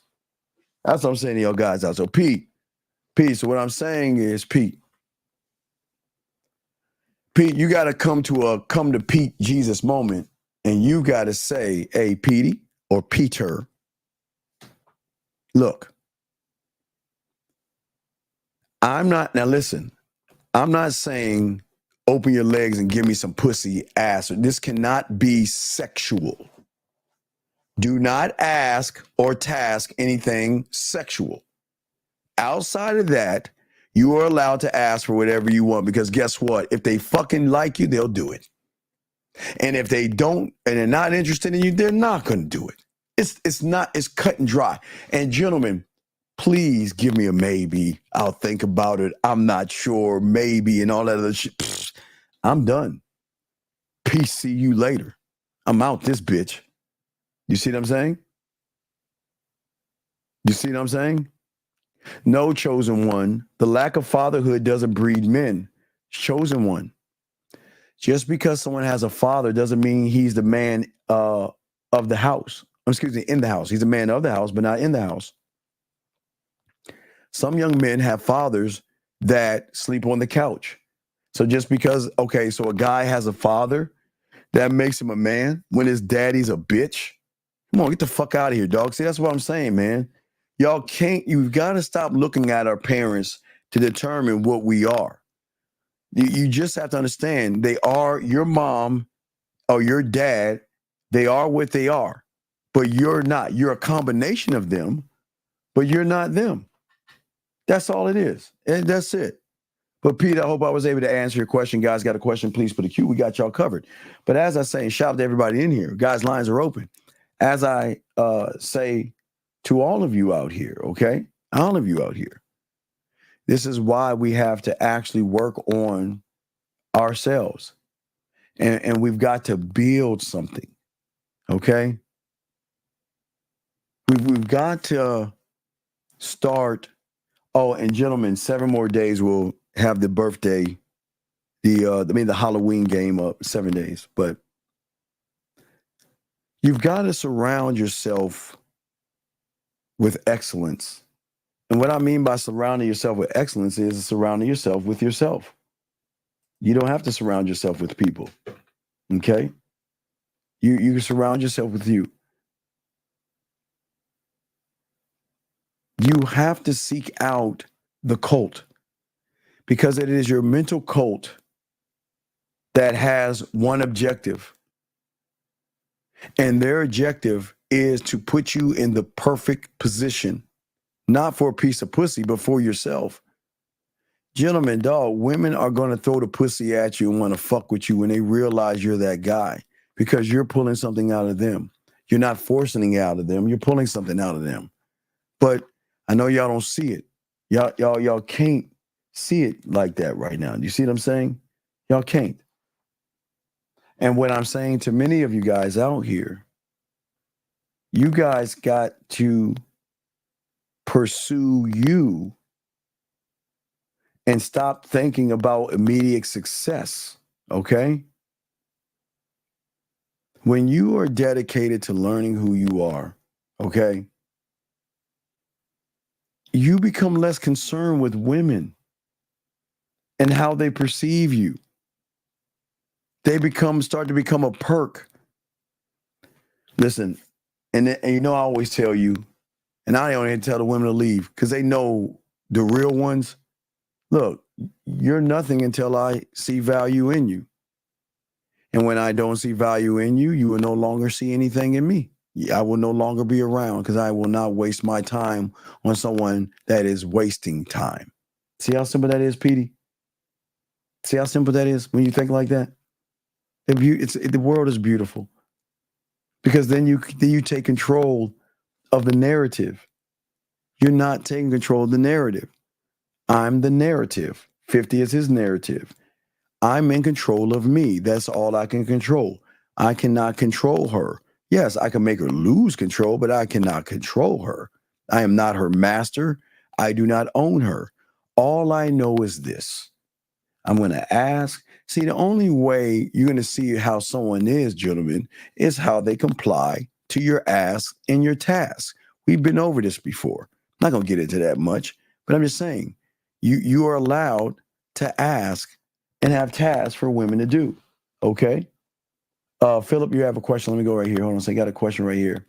He says, what if you tell a woman to call you and she says you have her number too? Then guess what? That's the last time I'm talking to her. Now, first off, I would never tell a woman to call me unless I know she's going through something and she's stressing the fuck out and she needs my guidance and I've got to calm her the fuck down and she can't talk right there. I will tell her to call me. I will do it then, gentlemen. I will do it. That's the only reason. But I'm not asking a woman to message me, call me, and all this other shit. I might tell her to get at me when she has some time, but if I tell her to do something, listen, guys, write it down. If I tell a woman to call me or come see me like Philip, I'm saying if I tell her to call me and she says you have my number, that's the last time we talking. If I tell her to meet me at the beach, Pete, like you said, and she doesn't show up or doesn't, I'm done. I will cut the man. I'm man. Woo! Man, hey. Gentlemen, I need you to listen to me. We're gonna get deep. You guys are so used to waiting for a woman to take the pussy off the table. You know what? Do you know how great it is that I can take me off the table? Because that means you have no access to me. And I'm not being cocky and conceited. You know I'm a bad motherfucker. So I can take me away and leave her all fucked up. And you know what? You brought it on yourself. You brought it on yourself. So, Philip, what I'm saying to you, if you tell that woman to call, let me tell you how it goes. You know what? Call me. She'll be like, okay, baby, I can't call you right now. I'm busy right now. I'll call you later, but I'll do it, right? Then, all right, you reward good behavior. Yeah. Tell her to call you, and she say some shit. Please, hey, Philip, this falls under please. I got a category called please. Please say that so I can get rid of your ass. Please say maybe. Please say I'm not sure. Please say I don't know. Please don't do the task or ask. I'm done. Hey, Philip, ladies, this gonna sound really fucked up what I'm about to say, but ladies, I'm not ashamed to say it because I believe it. I don't need you. You need me. I don't need, because you've never met a motherfucker like me, so you know you need this. I don't need you. I can find another one of you around any fucking corner, because I'm the one that's got to elevate you, educate you any fucking way, so I can find a million of you. You can't find one of me. And no, hey, guys, I'm not being a dick right here. I'm being dead ass. So, Philip, so please don't follow what I ask you to do. Please. Look, Philip, here's the best thing about it. Sometimes you got to learn how to make room on your roster. And sometimes you see some women that's making more moves than the other one, and it's kind of hard to get rid of them. So you want to allow them or give them enough rope to hang themselves. It's hard to get rid of women, dog. I'm telling you, the car always talked about it before. It's hard to get rid of women. But please give me a reason to get rid of your ass. Please give me a reason. And I will do it with no hesitation, no thought. No, it will be done. It will be done. The moment I say, if I was you, Philip, the moment I say call me and you don't fucking respond, I'm done. Hey, what is it? You know what I'm doing? Packing up. Got my bag, on to the next town. There is no why didn't you call me and why didn't you do this and why did you? I'll be goddamn if I do that. I don't have time. But they know. They all know. So this is how the game works. You let they fucking ass go and don't give a fuck. Hey, now wait. Now watch, ladies, because y'all might be a little uneasy right now, but let's keep it a fucking buck. How many motherfucking guys turn you off, you get rid of them motherfuckers, and you move on to the next town? So don't think, hey guys, don't think women don't do this shit. They get sick of your shit, they done. They don't even think about your fucking ass. They on to the next one. Kind of like what J-Lo did. You know, she went back to A-Rod? Oh my God. But on to the next motherfucker, which they're right. But gentlemen, no one told you you have the right to let them motherfuckers go. Oh man, fuck that shit. How the hell did you come up with all these things, Steve? Colt, Blacksmith? Because that's what the game taught. Remember, grind. I always tell all you men out there, if you actually want to know somebody who has actually been in the game, they should be able to tell you and teach you things that you've never heard before. If you notice with the red pill and manosphere, they just regurgitate things. But motherfuckers that have game, they show you things that you've never heard before because that's the life in which they lived. Okay, but I appreciate the question. Let's keep going. No, I'm not. Look, I'm not. Guys, a lot of y'all think that that's like being a dick. It's not being a dick. It's just I know my value and worth. I know my value and worth. And I know I am opportunity for any fucking woman that's lucky to be with me. And that's not being mean. Guys, please don't look at that shit as being mean. Please, it's not being mean. Y'all know all the shit I know what to do. Y'all know this. I have created a world, a sexual amusement park, my mouthpiece, which y'all going to learn pretty soon. I'll be teaching y'all that 101. But what I'm saying to you guys out there, I look, okay, so let's look at Dak Prescott, right? Now, I'm not saying he's the best quarterback out there, but I'll tell you this much, and I'll be dead ass honest with you. Dak fucked up. Dak Prescott fucked up. As much as I want Dak on the team, he fucked up. When you go and you listen at Dak Prescott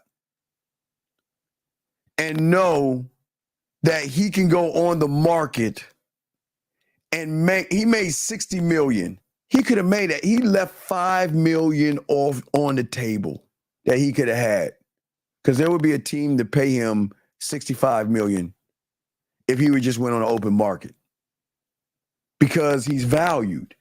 He would have got more, right, DG? That's my point. And that's what I'm saying to you guys.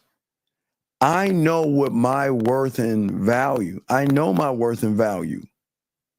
So I don't need to tell a woman to follow my instructions and shit like that. But she's going to know that if she doesn't, hey, gentlemen, listen, I would say this to all ladies, I will never put a gun to your head. I will never say you have to. You don't. I know. I see. I missed 11. My bad. I got it. I got it, big. My bad, baby girl. I see it. I'm sorry. I'm just caught up in this shit right here. So yeah. So yeah. No, it's a product. I'm gonna show you what I learned. I'm gonna show you something. I'm working on that now. I got something major for you guys. But what I'm saying for you guys out here, listen. I want a woman to fuck with me because she wants to fuck with me. Now, there are great benefits to fucking with me. And if you don't feel that way, then something's wrong with you. I know I'm going to leave her better off than I found her. I know I'm an educator, I'm an elevator, and I'm going to show her levels to herself that she's never seen before because I'm that game the fuck up. Same with 1950, Lucario, K-Zag, and Miles, Dre, all the fellas. That's how we fucking feel. So when a woman decides that she wants to try us because she thinks that we are you, then guess what? We don't get mad. We don't get angry. We don't get bitter. We don't question. We just walk the fuck on. I think my first time had to be like junior high school. I think it was around junior high school, popular chick. Yeah. So I tried to give her the opportunity to fuck with me. She was fucking with me, but she thought that she could tell me what I should do as far as I should cut off the women for her. The reason why you're with me is because I told you, I have other women. I have other women. I've never heard that. And you wanted it, you still want to be with me because I make you feel all that, yeah, right? But who tells the king what to do but the fucking king? I'm sorry, guys. It's just the rules of this shit. Who tells me to do, right? You can't tell me what to do, but I'm going to tell you what to do. Because what I'm trying to see is that I want you on my program. See, here's the thing, gentlemen. Listen to me. This is why it's so beautiful. I see you and I'm saying, you know what, man, I can fuck with her. I see how she moving. I like how she moving. I like the interaction and all this other shit. So let me go ahead and ask her to do something. Let me see if she's going to start doing that shit. And now that she's going to start doing it or she's not.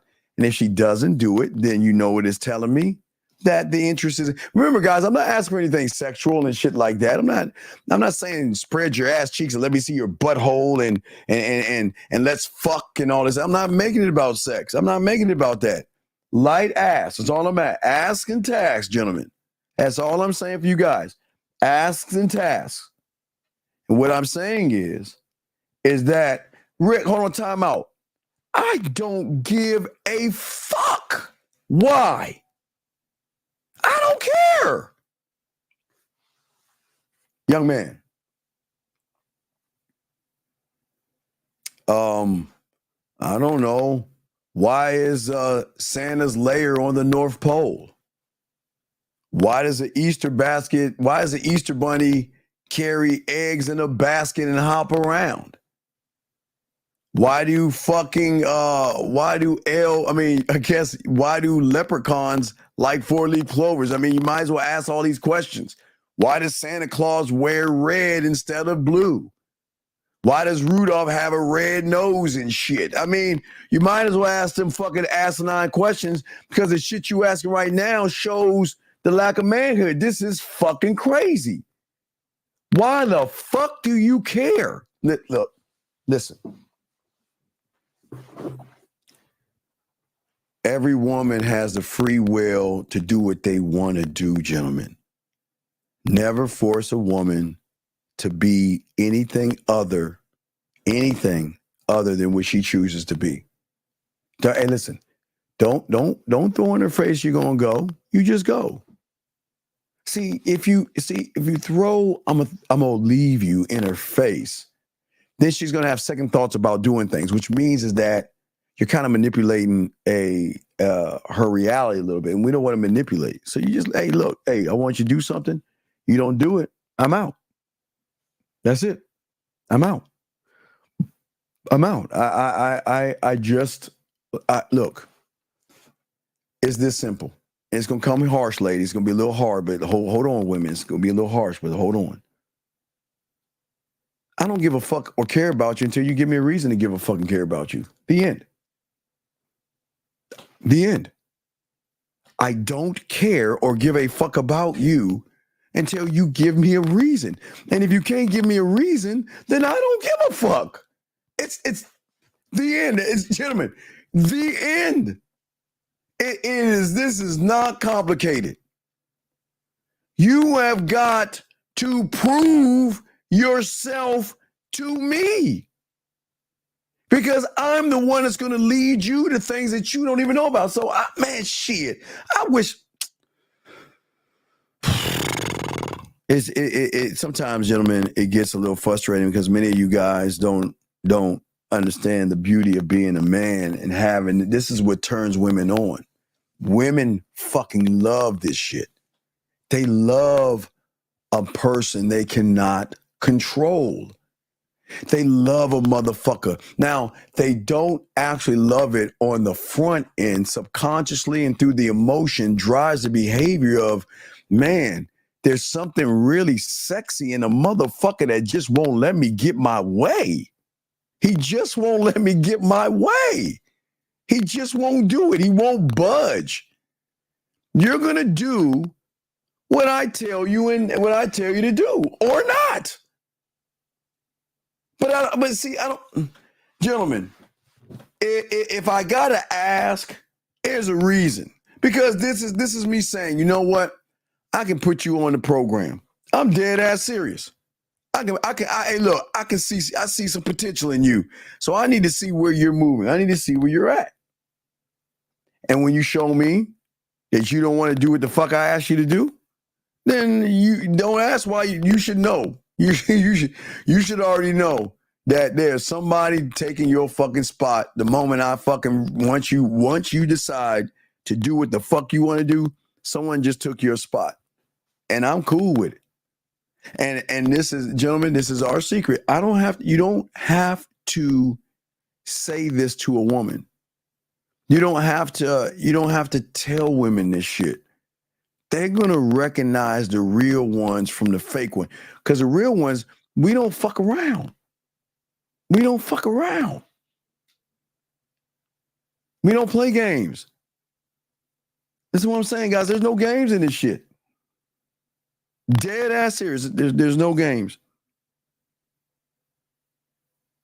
Fine. Hey, look. I wish you the best of luck and finding your happiness. because look, hey, once those ships get burned, gentlemen, look, let me tell y'all something. Because I know y'all can't understand this shit.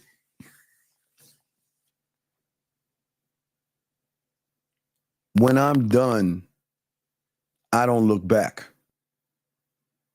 I don't go back. I don't look back. But I do leave a candle so they can crawl their asses back. But when I'm done, I'm done. I don't give a I don't give a fuck. Look, listen, I'm not trying to be like mean and shit. I'm just showing y'all real. They reach, dog, I'm telling you, when you're the motherfucker, they come back. Now, when they come back is depending on pride and ego. So pride can mean hours, days, weeks, months. It's rarely years, but it can be that. But every woman's pride is different because in their fucking minds and shit, they know they pussy has a little bit of value, and they know they got guys around, so they like, fuck him. I've got Josh and Michael and Scott and Daniel, and I don't need that motherfucking Steve until she realizes she needs motherfucking Steve because Josh, Daniel, Scott, and all those other motherfuckers can't talk to her pussy the way old Stevie Boy could do. Josh, Michael, and Scott couldn't turn her on like old Stevie Boy could do. Josh, Michael, Daniel, and Scott couldn't get her missing you, thinking about you like old Stevie Boy. And when she comes to her come to Jesus moment, it's going to be pride that's going to hold her back. But, it's just what the fuck is. I'm not, gentlemen, as I say for all you out here, I'm not saying this to be a dick and be arrogant. I'm telling y'all, when y'all change the reality and know what Diamond Dick is about, they will come back to the drug when they start to missing you. When they feel some kind of way, it just seeps in. They know it. Nobody talks to them like Steve knows. Land, sea, air, and space. How I talk, how I make them feel, how I pull. Tell me, can Mike, Scott, Steven, Joey, all them other, do you think she'll try to Frankenstein you? It still won't work. They do all that shit. They be like, fuck you. Fuck you. I don't need you. I got all them. Bye. Whatever. Fuck you. And then they start talking to the losers and shit. And they start missing you. What do you do for a living? And when was your last boyfriend? And you know what? I like you. And will you like me? Check the box out. I'm just guessing what them bitch ass motherfuckers do. Steve, if a woman takes a few days to reply back, should I ignore her? No, look, let me tell you something, dog. I remember in high school, man. Now, in high school, again, I was talking to college girls and shit like that. Even before then. Listen. I understand women. Once you understand this, Jeff, you'll understand. Jeff, this is why I want to be at the back of the line.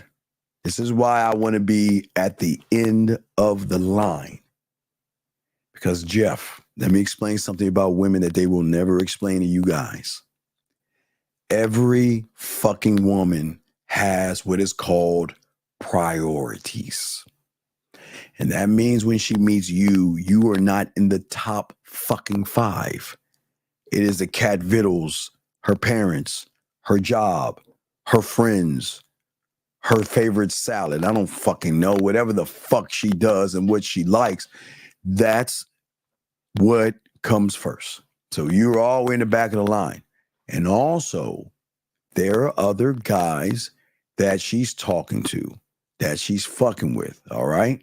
So all you got to do is just look. There have been times I've given women my number and they don't call for weeks, and I forget about them. But I mean, they'll be like, "Oh, you don't know who this is?"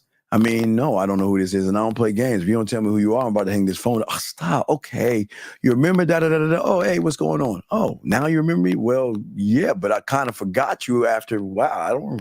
I don't hold on to the thought of women. I just give women the opportunity to fuck with me, and they'll do it. And also, Jeff, because women used to take my number and put it in their purse. Sometimes women exchange purses with other women, and women dig through it and they see a number, and sometimes they call, the friend calls. So it's just different. So what I'm saying is that just talk to the woman and move on to the next woman. You already in your fucking feelings expecting her. Look, let me tell you something. I'm a bad motherfucker. Women ain't gonna just run. No, let me tell you something. Women are not just gonna like run on this dick right here. They're not gonna move that way. And because women don't move that way, stop having an expectation that she's gotta call you the first night. Women have other priorities. They're talking to other men and they're entertaining other people. So they're not actually thinking about you. Does that make any sense? So stop worrying about when she gets in touch with you. She's going to get in touch with you when she gets in touch with you. The question is, what the fuck are you going to do when she gets in touch with you? But stop worrying about that shit. Here we go. If you dismiss a woman because she disrespects your time, etc., she have to make it. Well, check this out, big dog. Check this out. I don't have to ask her to make it up because they're gonna realize what they missed in me when we start talking. I keep telling you, man, I don't ask questions. Like, you hit me back, we just gonna move it back. If you're lucky enough to get me back. Every woman that comes back doesn't get me back. I ain't got the time. I'm busy entertaining other people. I ain't got the time. So when you fall off, you fall off sometimes. So if she comes back, no, I'm not. She doesn't have to make anything up to me. Okay, you know what she would, Clive, this is the beautiful thing about it. You want to know why she doesn't make anything up to me? Because she realizes anytime she fucks up, dog, Clive, I've been telling y'all since the late 90s, they have one foot out of the door. The question is the day he's going to stop talking to me? Now listen, you hear what I'm saying? Is the day he's going to stop interacting with me? Is the day he's going to stop making me feel sexy? Is the day he's going to make it stop elevating and educating me? Is the day I'm going to lose him? Because Clive, when I'm gone, I burn the ship. There is no go back. I don't look back. Dog, listen. Clive, I don't give a fuck until she gives me a reason to give a fuck. And even if I did give a fuck and then she did the same thing, I'm still going to go the fuck on and move forward. I am that motherfucker. So she doesn't have to make it up to me. She already knows that I'm not that motherfucker. See, there are some, all right, women know the majority of guys are going to crawl back for the pussy. So let me show you what a woman will do. Power position. You know what, Josh? You know, I like you, and I'm just not sure that things going to work out. But why? Give me a chance. I just don't know. Can we just work it out? I mean, let me take you to dinner, and I can show. Right. Shit don't work like that with us, dog. Look, when she comes back, I will welcome her with open arms if I decide to welcome her at all. And no matter what happens, it's done. We're not going back because I don't need to talk about the past. She needs to know how I'm fucking moving. You know, when you are at your job, Clive, you know that if you fuck up at the job, they write you up and then they fire you. So you know that you got to be on point, because if you ain't on point, you're done. We're done. So no, man, we ain't have to do that shit right there, dog. Just keeping that shit a buck, dog. Man, guys, since a woman flaked on me, she ever missed your contact, should I, okay.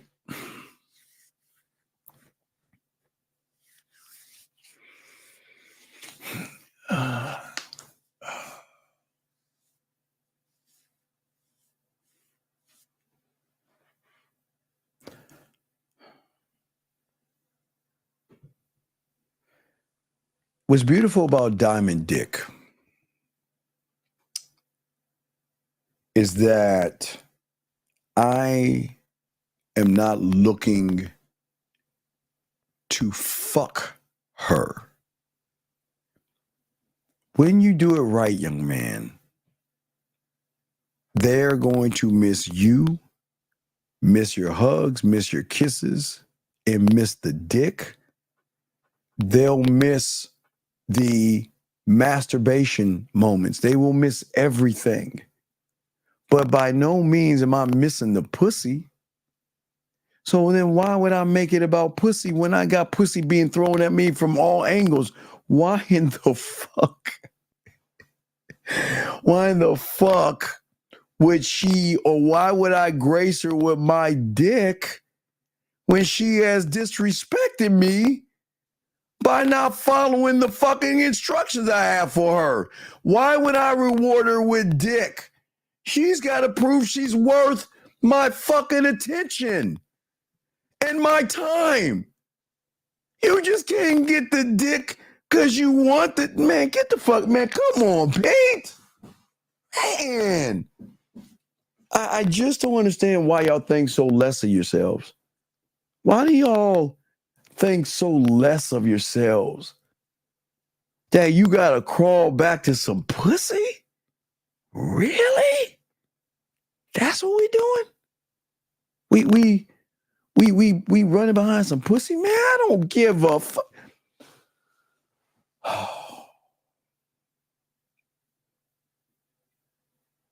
You know, my boys used to get mad at me because one of my biggest, I guess, if there's something wrong with me, because there's something wrong with me. I guess I don't see it as wrong, but women may see it as wrong. But they see that as something wrong. But if you can't hold my attention, you bore me. And if you bore me, you're gone. I get bored. Okay, Pete, listen to me, Pete. And I'm not saying this to be like, okay, listen, Pete, before I say this, please understand, women get bored with men, okay?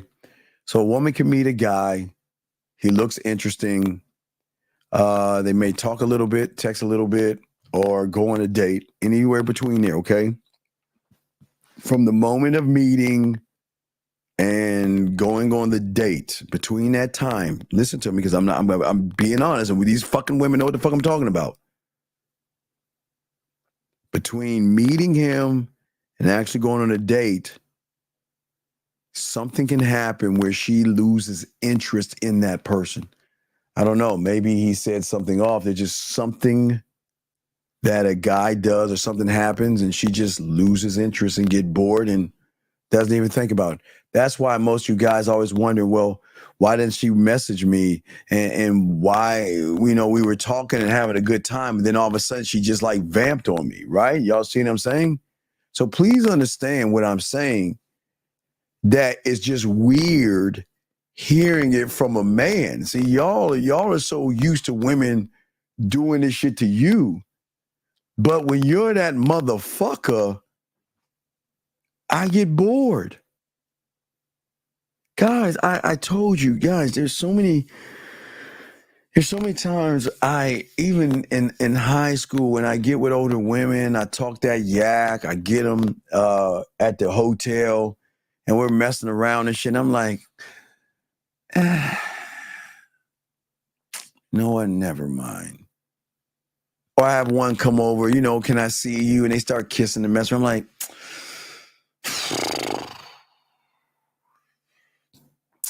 I'm just not feeling it.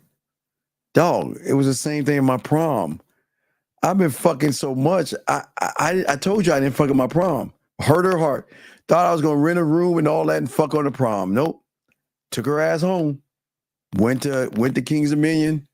Came back and talked to my guidance counselor's daughter who was in college at the time. I didn't even fuck at my prom, guys. I ain't gonna lie. I ain't lying on my dick. I didn't fuck at my prom.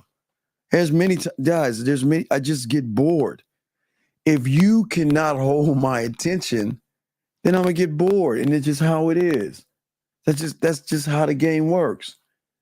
And it's like, it's like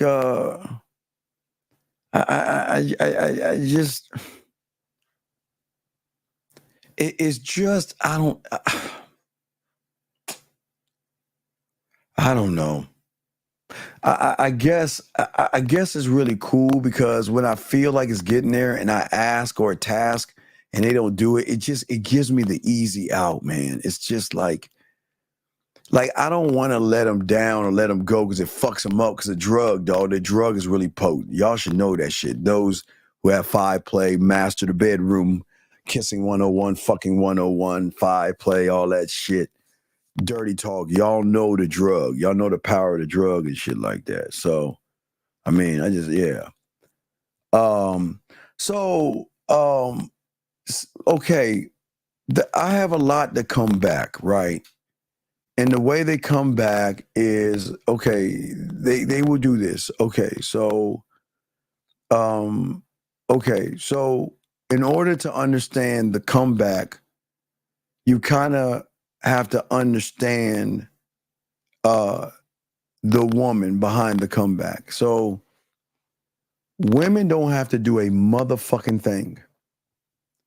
They have so much dick being thrown their way. They don't have to do a motherfucking thing. That's what makes the comeback so great, because they don't have to do a motherfucking thing. But see, when you have diamond dick, they gonna come the fuck back. It's just a matter of when they coming the fuck back. But when they come back, Pete, I don't ask why they coming back. I don't ask what she was doing. And I don't ask, you know what? Are you sure you want to be here? Man, I don't ask all that shit. What fucks them up is I treat them just like the way I left them when I rolled the fuck off. I don't miss a beat and shit. They come back. They're a little nervous because they're not used. Gentlemen, women are not. I'm telling y'all. I'm telling y'all.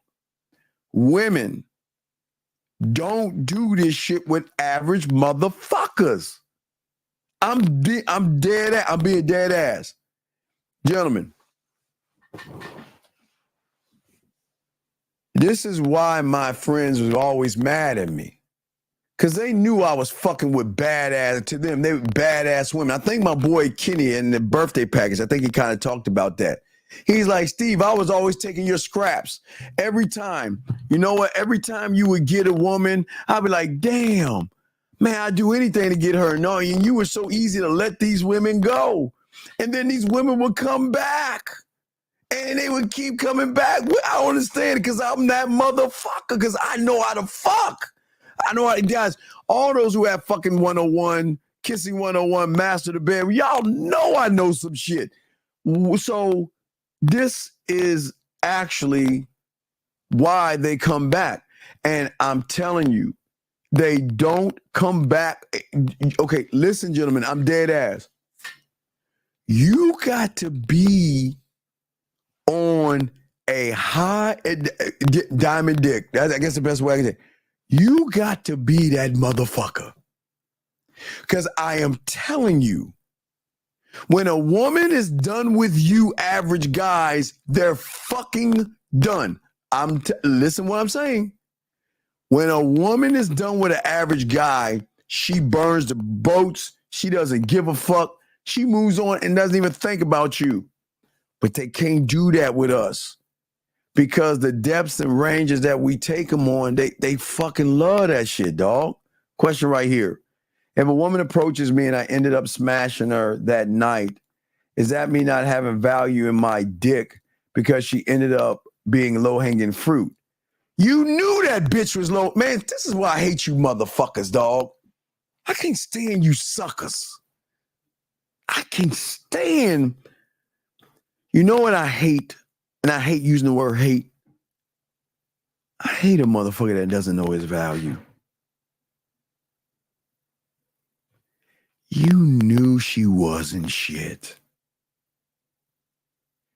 And because you wanted pussy so bad, you went against your own self just to get your dick wet. You ought to be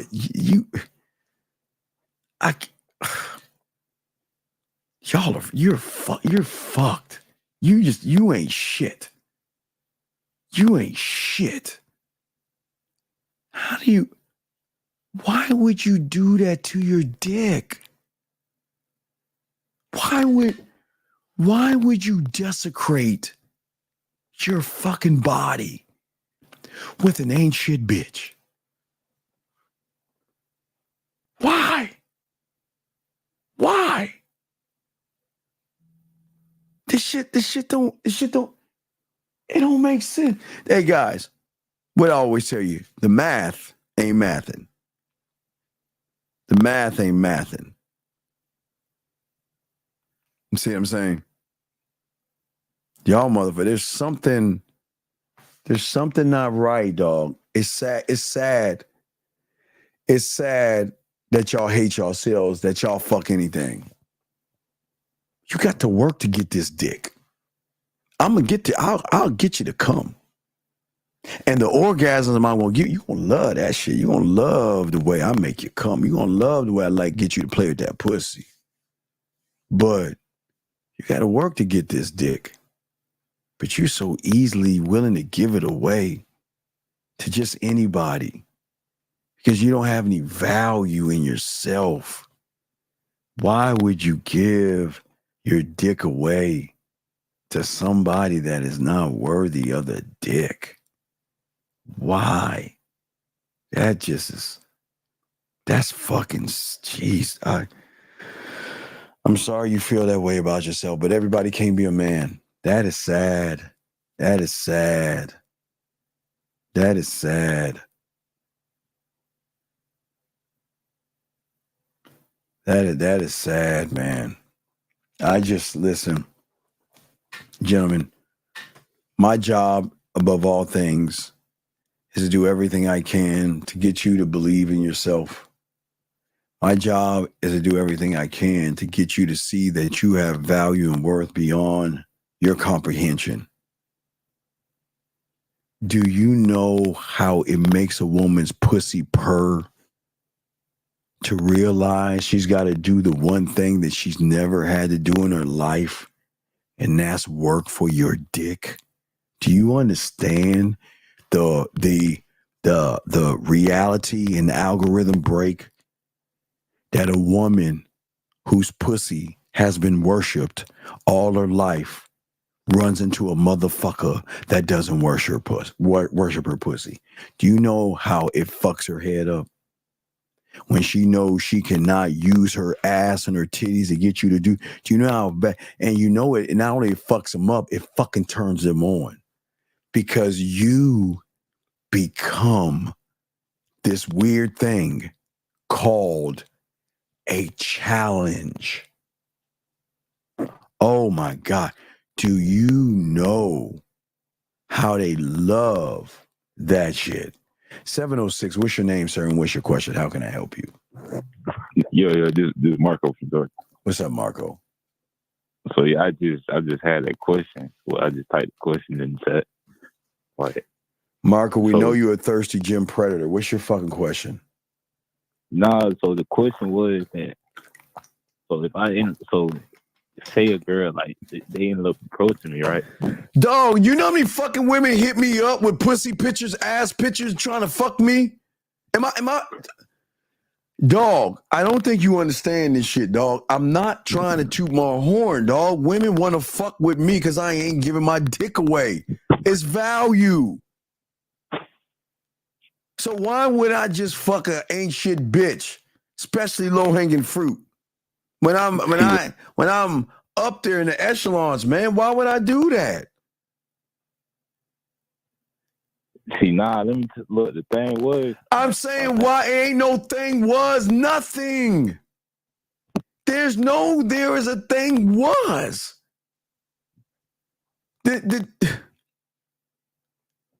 Look, I am a nasty, freaky motherfucker.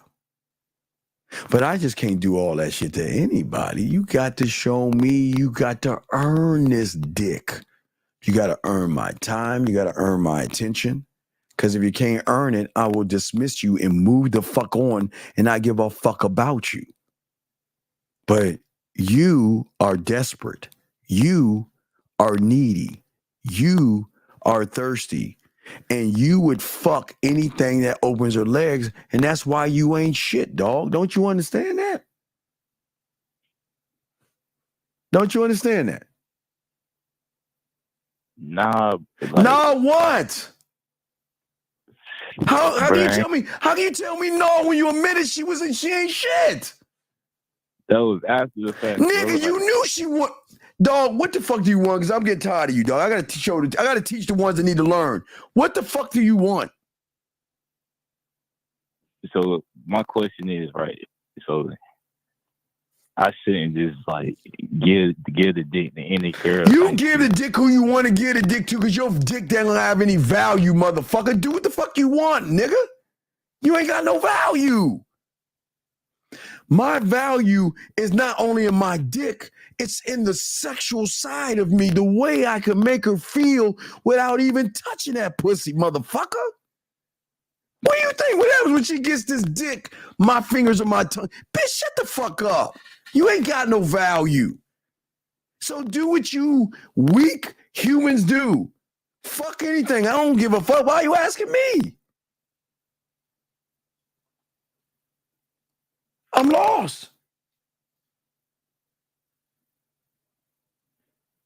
Why are you asking me, Marco? Man, I was like, Like I ain't know until after the fact. It was like, I was Shut the fuck up. You knew, you dirty bitch. You knew that raggedy bitch wasn't shit.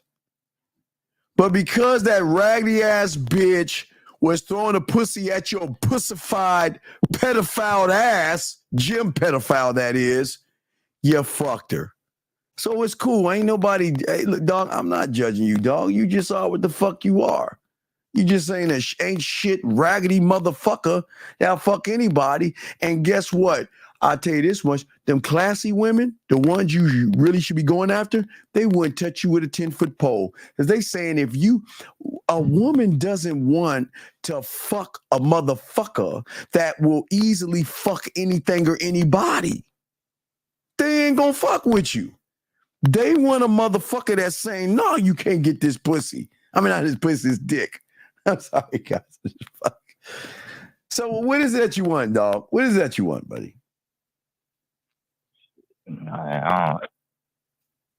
What? Basically, like elevator has like tight shit.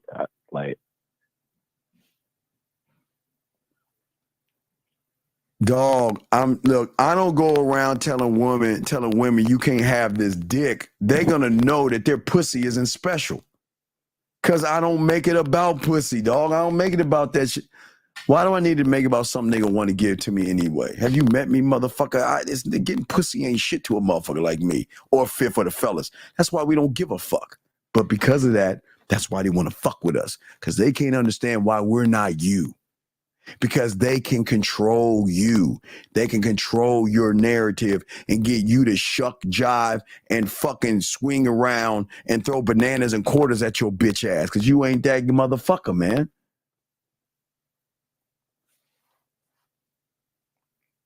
Yeah. So it just is what it is, dog. I don't understand. What's the question? And look, don't beat yourself up. Look, young man, just accept that you ain't that motherfucker. I mean, that's all you got to do, buddy. I'm not mad at you, buddy. Listen. Y'all always come to me saying y'all want women and pussy. How do I get women? How do I get some pussy? And I keep telling you humans to stop giving your dick away. Marketing 101, dumbass. What is the difference between a diamond and a cubic zirconium?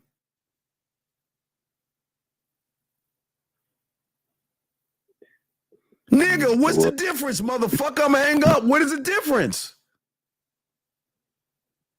The diamond.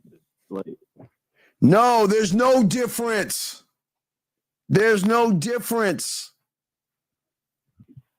Except the diamonds are in a controlled environment in which they are being withheld from the marketplace, which gives them more value. Oh, yeah. Versus the cubic zirconium that you can get at, I guess, Target, Walmart, Five Below, and any other fucking jewelry store a woman wants to go to the mall. But you go to Zales, Every Kiss Begins with K, and all those other places, the diamond is marked up so high because the value is being withheld. There's nothing different. They're fucking fake pieces of glass. But you suckers and humans, all you're doing is throwing your dick at the woman. You can have me when you want me. You can have this dick when you want me. That's why they don't want you, because you're easily to be had. They don't want you. They want the thing that is being withheld from the marketplace, and that's the diamond dick. You can't have me. You can't have this. But yet, sure, you can have me anytime you want. I'm worthless. You can have me anytime you want. You understand that shit, motherfucker? Yeah, I understand. And because they can have you, there's no worth in you because they can have you. Women want what they cannot have, and that is a man, because you got to work to get a man. That means you got to see, women are so used. Okay, you know what? This is why women don't fuck with most of y'all guys. What work does she have to do but just wear the perfect push-up bra? What work does she have to wear but wear the perfect tights, wear the perfect dress? And y'all are so easy to give her the dick yourselves. You can have me. So what's in it for her? What? You kissing her neck, licking her nipple, spit between her legs, stroking for what? A minute? Maybe a minute and 15 seconds, nut, and that's it? She's better off with her dildo. That's why they ain't fucking with you. Because there's nothing about you that says that I need to work for the dick when I already have you. And I don't even have to say hello to have your bitch ass. You look at me, I got you. You look at, that's how it works. Y'all look at that pussy and she's got you. And you don't even see that, DeMarco, do you? Nah, I can't see it. I know you can't see what you can't see, brother. And that's why they got your ass. That's why they got all you suckers. And that's why y'all always going around kissing their, hey, how you doing? Hey, like me, please. Give me a chance. I'm a good guy. Please like me. You know the ones they trying to fuck? You know how they think? You're not special to me. Your pussy has not special to me. And listen, that is not me talking down to her. That is not me tearing her down. It's just that you got to work to get this dick. I don't give a fuck who you are. You're not the only one that wants this dick. You're not the only one who's trying to get at me. But see, the same way I look at them is the same way they look at you. You ain't the only dick that's trying to get at me, she's saying. I got a plethora of guys like you trying to do everything they can to fuck me. So I'm on the catboard seat. I'm holding up the high, but y'all don't understand the game, dude. You don't understand the game. You thirsty, dog. But what's your question? I gotta continue talking to my guys. What's your question? So yeah, the question was, so if a woman throwing it, like, see, if a woman trying to get you the pussy, you just don't give her the dick. Like, see, like you said. Okay, you understand? I don't think I understand. You don't get what I'm saying. We're not even at the dick yet. I don't even know she could cut my grass. I don't even know she's worth my attention. I don't even know she's worth my time. I don't even know she's worth my respect. Look, the dick ain't even on the table at this point. Why would somebody entertain? Now wait, ladies. Now ladies, listen. I want to say this. Ladies, listen. This is not me being rude. I'm just going to keep it a buck. Why would somebody entertain a nobody or a nothing who hasn't proven anything to me? Why would I entertain her? Why? Tell me. Why? Why would I give her my attention when she is not showing me anything of value? Why would I give her my time when she's not showing me anything of value? She's not listening. She's not following instructions. She want to do her own thing. Why the fuck am I even around her?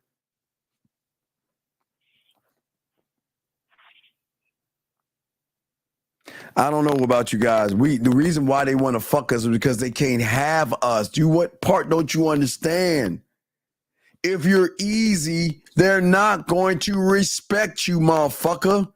They don't respect easy. They respect difficulty. A person that's saying, you cannot have me. You can't have this dick. You can't have my time. You can't have my attention until you prove that you got something to offer me more than your pussy. How hard is that? How hard is that, DeMarco? It ain't hard. It's just that I don't like. You don't love yourself. And you have nothing to see. Hey, DeMarco, I have something to offer women. Hey, DeMarco. I got something to offer a woman. And you know what? When she starts to realize that, that's when she is going to go find Frodo and Bilbo Baggins. And she's going to say, Frodo, Bilbo, I need to go to Gander Mountain. And they're going to say, why? Where are we going? Well, we've got to go up this mountain called Steve. The only way I'm going to get up that mountain is I got to get his attention, his time, and his respect. And if I'm lucky enough, he might just give me the dick. And I don't even know if he's going to do that because he is showing me I got to put some work in. I just can't come with this ass and titties. I got to do work. You don't believe me? I'm dead ass serious. If you give yourself away to women like that, man, there's something wrong with you, man. You gotta give work. Because watch. Hey, DeMar, you wanna know why?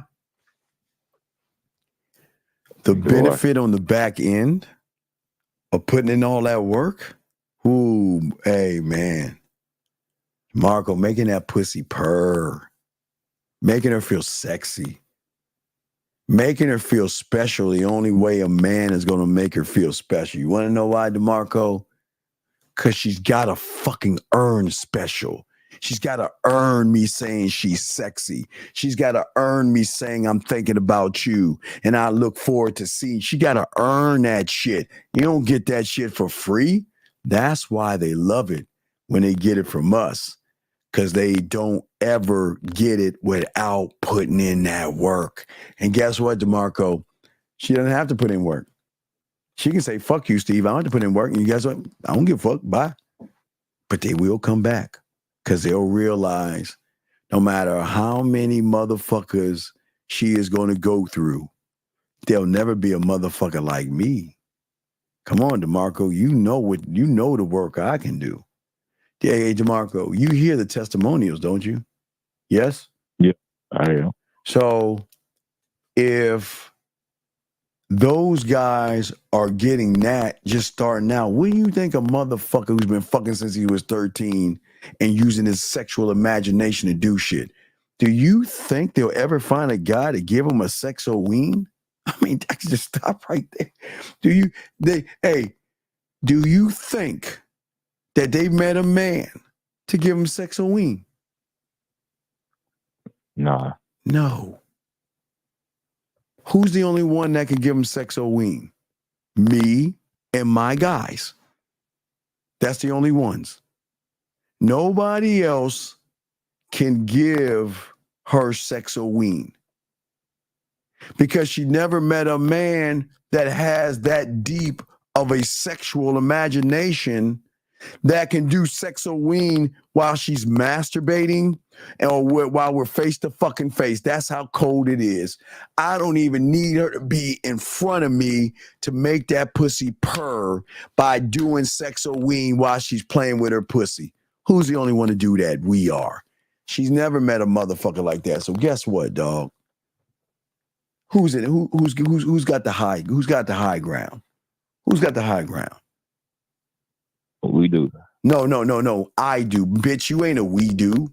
You giving your dick away for free. What the fuck you talking about we? Fuck you mean we? What do you mean we? The fuck you mean we?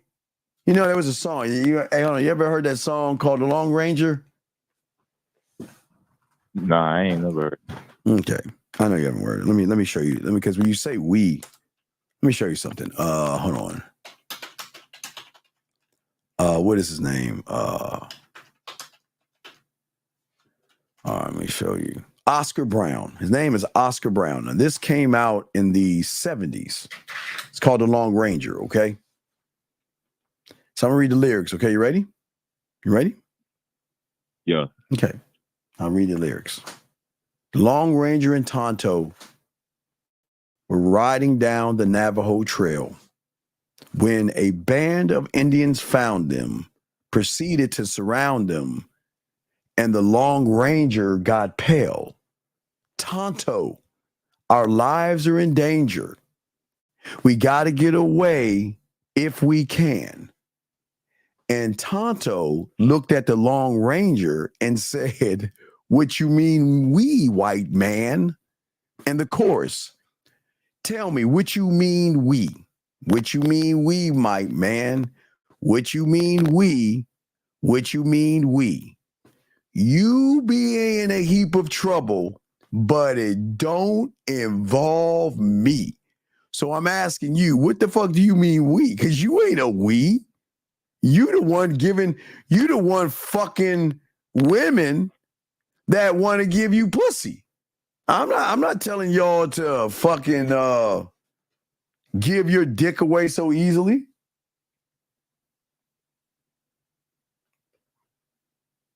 Do you know how much how great it is when she works for that dick?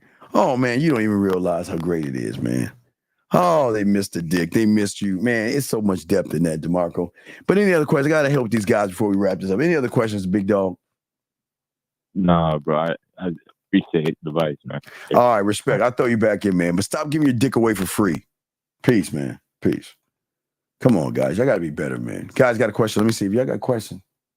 Put a cue up. We got y'all, dog. He said, "What you mean we?" Fuck, he said we. What you mean we?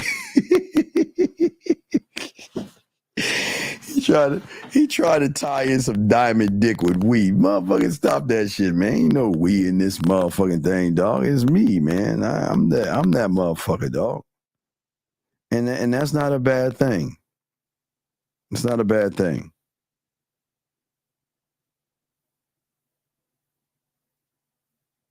Guys, got a question? Let me know. Hold on, got answers. Yeah, so let me know. Let me know. I got you guys. Hold on, let me call my boy. Hold on, fuck. Let me call my boy real quick. Let's see if he fuck. Hold on, see something. Hold on a second. Hold on a second. Yeah, what you mean we? Yeah. Hold on a second. Yeah, you good in 5? Yeah, I got one in. All right, no doubt. All right, I hit you in 5. All right, 100. Respect. All right, so we got 5 minutes. So gentlemen, y'all got a question? Go ahead and ask. We got y'all covered.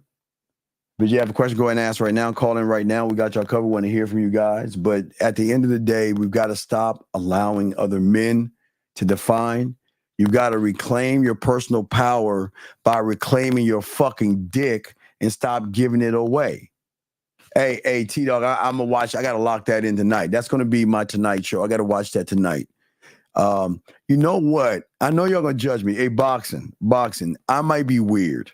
I'm weird on this one. Everybody, I've been talking to all my boys and they laugh at me. So there's a movie out there now y'all can watch on TV called Trap with M. Night Shyamalan. I don't know why I'm the only one that likes the movie. Everybody laughs at me. I like Trapped. Everybody's like, man, that movie is fucking terrible. And I'm like, you know what's so great about the movie? It's the first movie that you root for the bad guy. I mean, it's weird. You kind of like root for, motherfucker, boxing. Why y'all say that? I like it, dog. I like boxing. I like that. Boxing. It's a movie that I know it's some make-believe shit, but it's a movie. But dog, I loved every part of the movie because when is there ever a movie where they're trying to trap the bad guy and he gets away? Well, he doesn't get away. Well, you know what I'm saying. Come on, man. Come on, he had nothing but game. Do you see the strategic thinking that he had? All right, hold on. I got 5 minutes. Watch this. I gotta tell you why, because ain't nobody has a question. Boxing. He starts walking, and he's noticing there's something strange. Boxing game. Yes, DG. Yes, DG. Game. He started recognizing shit wasn't right. Why the police? Why the security? And then he finds out why. And then with the game, He started making moves. He started, dog. Oh, guys, come on. There was so much game in that. Boxing. Watch it again and look at from the purposes of game. He was strategic in everything. Everything he did was strategy. He was cool, calm. You know, I tell the end a little bit, but he was cool and calm until the bitch took his phone. Yeah, I mean, but dog, DG. He had to make moves because every time he made a move, what did he hear that big? You remember he was about to pull the fire thing down. Hey, you know, I'm going to tell you about the killer. You know, he's going to try to cause a diversion. He's like, fuck, I got to think of something else. Come on, man. Come on. It was nothing but game. Hey, putting the cider in the boiling water, game. Friending the guy to learn more about the basement, game. To use his daughter's sickness to get behind, man, nothing but game. Nothing but game. He was so cold. Remember I was telling you like the diamond dick? He was so cold. He told the singer, look, check this out. This is what we gonna do. I mean, game. Game. Even when she threw him off to say, let's go to your house, he still had game. Because guess what, DG? When the police pulled up, did he not have an out? Oh my God, game. Everything he did was game. Boxing, you gotta go watch that again, boxing. You gotta watch it. It's just, you got to see how the mind is working, all right? All right? No. I'm not talking about the strategy. I'm talking about how somebody knows himself so well. It's quick thinking. You don't have time to sit around and say, no, you got to move. It's like this, boom, boom, boom. He believed in himself. He trusted himself. And he never faltered. He was never nervous. He was always cool, calm, and collected. Hey, he was so gamed up. He knew how to act like he was like on edge. You remember the FBI DG? Oh my God, I needed to smoke. This is stressful. I mean, it was game. Okay? Game. So boxing, you might need to watch that movie again from the purposes of not the movie, but the purposes of somebody recognizing something is not right. And if you notice, he kept recognizing it. And here was a situation. I've got my kid with me. How do I get the fuck out? When they got everything locked in and they trapping me, how do I get the fuck out? It was such a chess match because he was playing chess against the woman, the FBI, the police. It was like 3-on-1. It was 3-on-1. It was the older woman, the profiler, the FBI, and the police were trying to bring his ass down. And later his wife. That's 4. See that, guys? 4. 4 people against 1 person trying to bring him down. Box, you gotta watch that shit again, dog. But you gotta watch that again, dog. I tell my boys, man, y'all ain't seeing it the way I'm seeing it. I love watching that shit. Well, no. The profiler didn't have game.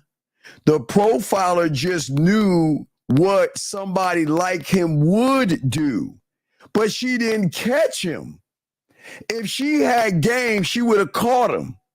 She didn't catch him. Now, she kind of did at the end, but she didn't catch him.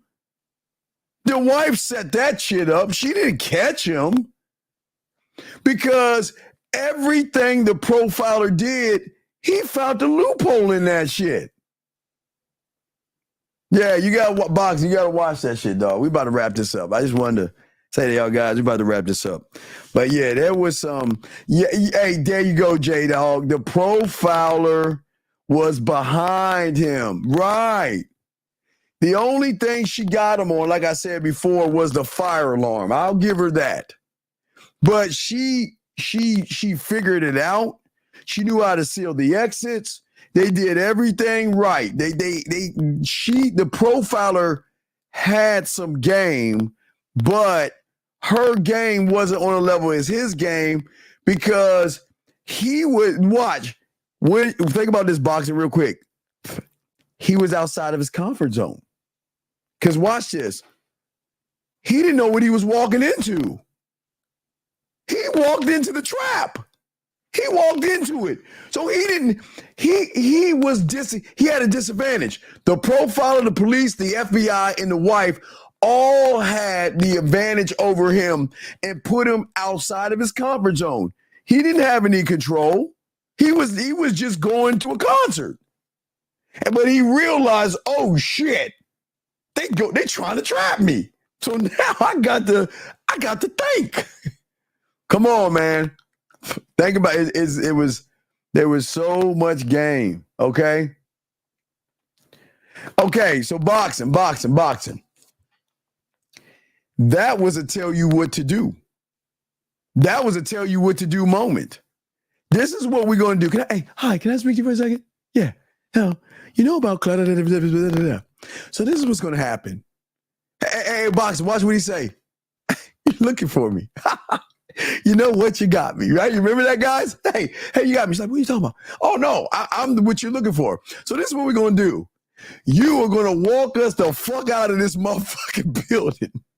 And even when he got out, she still threw a monkey wrench on his ass. And when he did that, he still got out that shit. Dog, layers of game, dog. Layers of game. Okay? Last question. Does knowledge come from being completely honest with yourself? Understand? No, because you're living a lie right now. You can't be honest with yourself when you're living a lie, sir. I'm just saying boxing. Get a chance. Watch it again. And remember, he's going outside of his comfort zone. 4 people know. No, 5, because the singer was 5. Remember? 5 people knew. Wait, no, 6, because all the workers knew.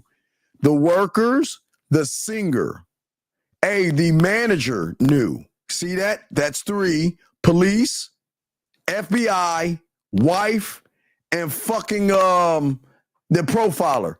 So if you look at it, all those motherfuckers knew. Everybody knew but him. They set him up and they put him into a situation that he had to think to get his ass out. He had DG. So many roadblocks. Now, yes, I know boxing, it's movies, and some of the things that he did, I know you'd be like, man, I don't know, but dog, come on, it's a movie, but think about it. He went right into the lion's den, balls to the walls. His nuts dropped and hit the wall when he walked in and started hanging out with the FBI. Nuts dropped. He went in, DG, think about the coffee scene. That's nuts. That's nuts right there. Being able to say, oh, I'm going right. That motherfucker went right in that bitch. Come on, man. Yeah, that's nuts. It's nuts. He had nuts and was smart enough to outwit them, man. Everything, dog. The donuts, the sugar, the t-shirt, the card, getting the password. He used game. Everything he did, he used game, dog. So just, guys, think about that. We're about to wrap it up. But he used game, dog. So just remember that. Just think about that, okay? So just think about that, all right? So boxing, I want you to watch it and just rethink. And again, if you feel the same way, no doubt, dog, I'm not trying to sway your mind. But the reason I guess I liked it so much and I feel so connected was because when a person is put in an outside environment When all the stacks are against him, he thrives. Real quick, think about the club. You have women, bartenders, and everybody stacking the cards up against you, and you got to move. I guess that's, I don't know, man. I don't know, man. It's just, I don't know, man. It's just, you just got to, I don't know, the way I saw it, I'm just weird. Maybe I'm the weird one. But a boxing, that's no different than industry. Think about that. Think about when they had to make quick moves. Think about industry when they had to make quick moves. Industry was showing you when shit hits, they got to make some moves. Like your boy, the Indian guy. Like, you see the moves he was making? Now, guys, if I made as much money as him, I would not go back to that gambling thing and gamble it all. But he had to make moves. So, okay, guys, y'all need to just think about that. If y'all get a chance, watch Trap. If you can watch it on TV or rent it. I know y'all might think I'm crazy, but I love that movie. I just love the chess play. I love the chess play. Oh, man. Yeah, even Bobby Axelrod was running game, even from where the fuck that castle and shit. It's guys, one of these days we'll talk about. I don't know how, I'll figure it out. But you guys, I'm gonna go ahead and wrap this up. Guys, need me, themanmindset@gmail.com. Themanmindset@gmail.com. If you want your pathway, just send us an email, ask for your pathway. We got you covered. But gentlemen, just soak this up. I'm gonna go ahead and probably Monday fix my roadcaster and shit. But I am working on the mouthpiece product. We're almost done. We're almost there. And I'm going to show y'all something new that nobody's put out before. So I'm going to show y'all how I did it. That's what's new. Y'all getting it from the source. So you take what I teach you, add all the other stuff up, it's going to be gold. All right, guys. So I got to get out of here, man. But I appreciate you guys. Please appreciate yourselves, man. And I will definitely talk to you later. Jeff, I don't know. We might do a show tomorrow. We might do one. But if not, we got you on Tuesday. So just keep the notifications going. Subscribe. Get the notifications. And y'all will see if we have a show. Okay, guys? Peace out. You have a good night. We out this bitch. Peace.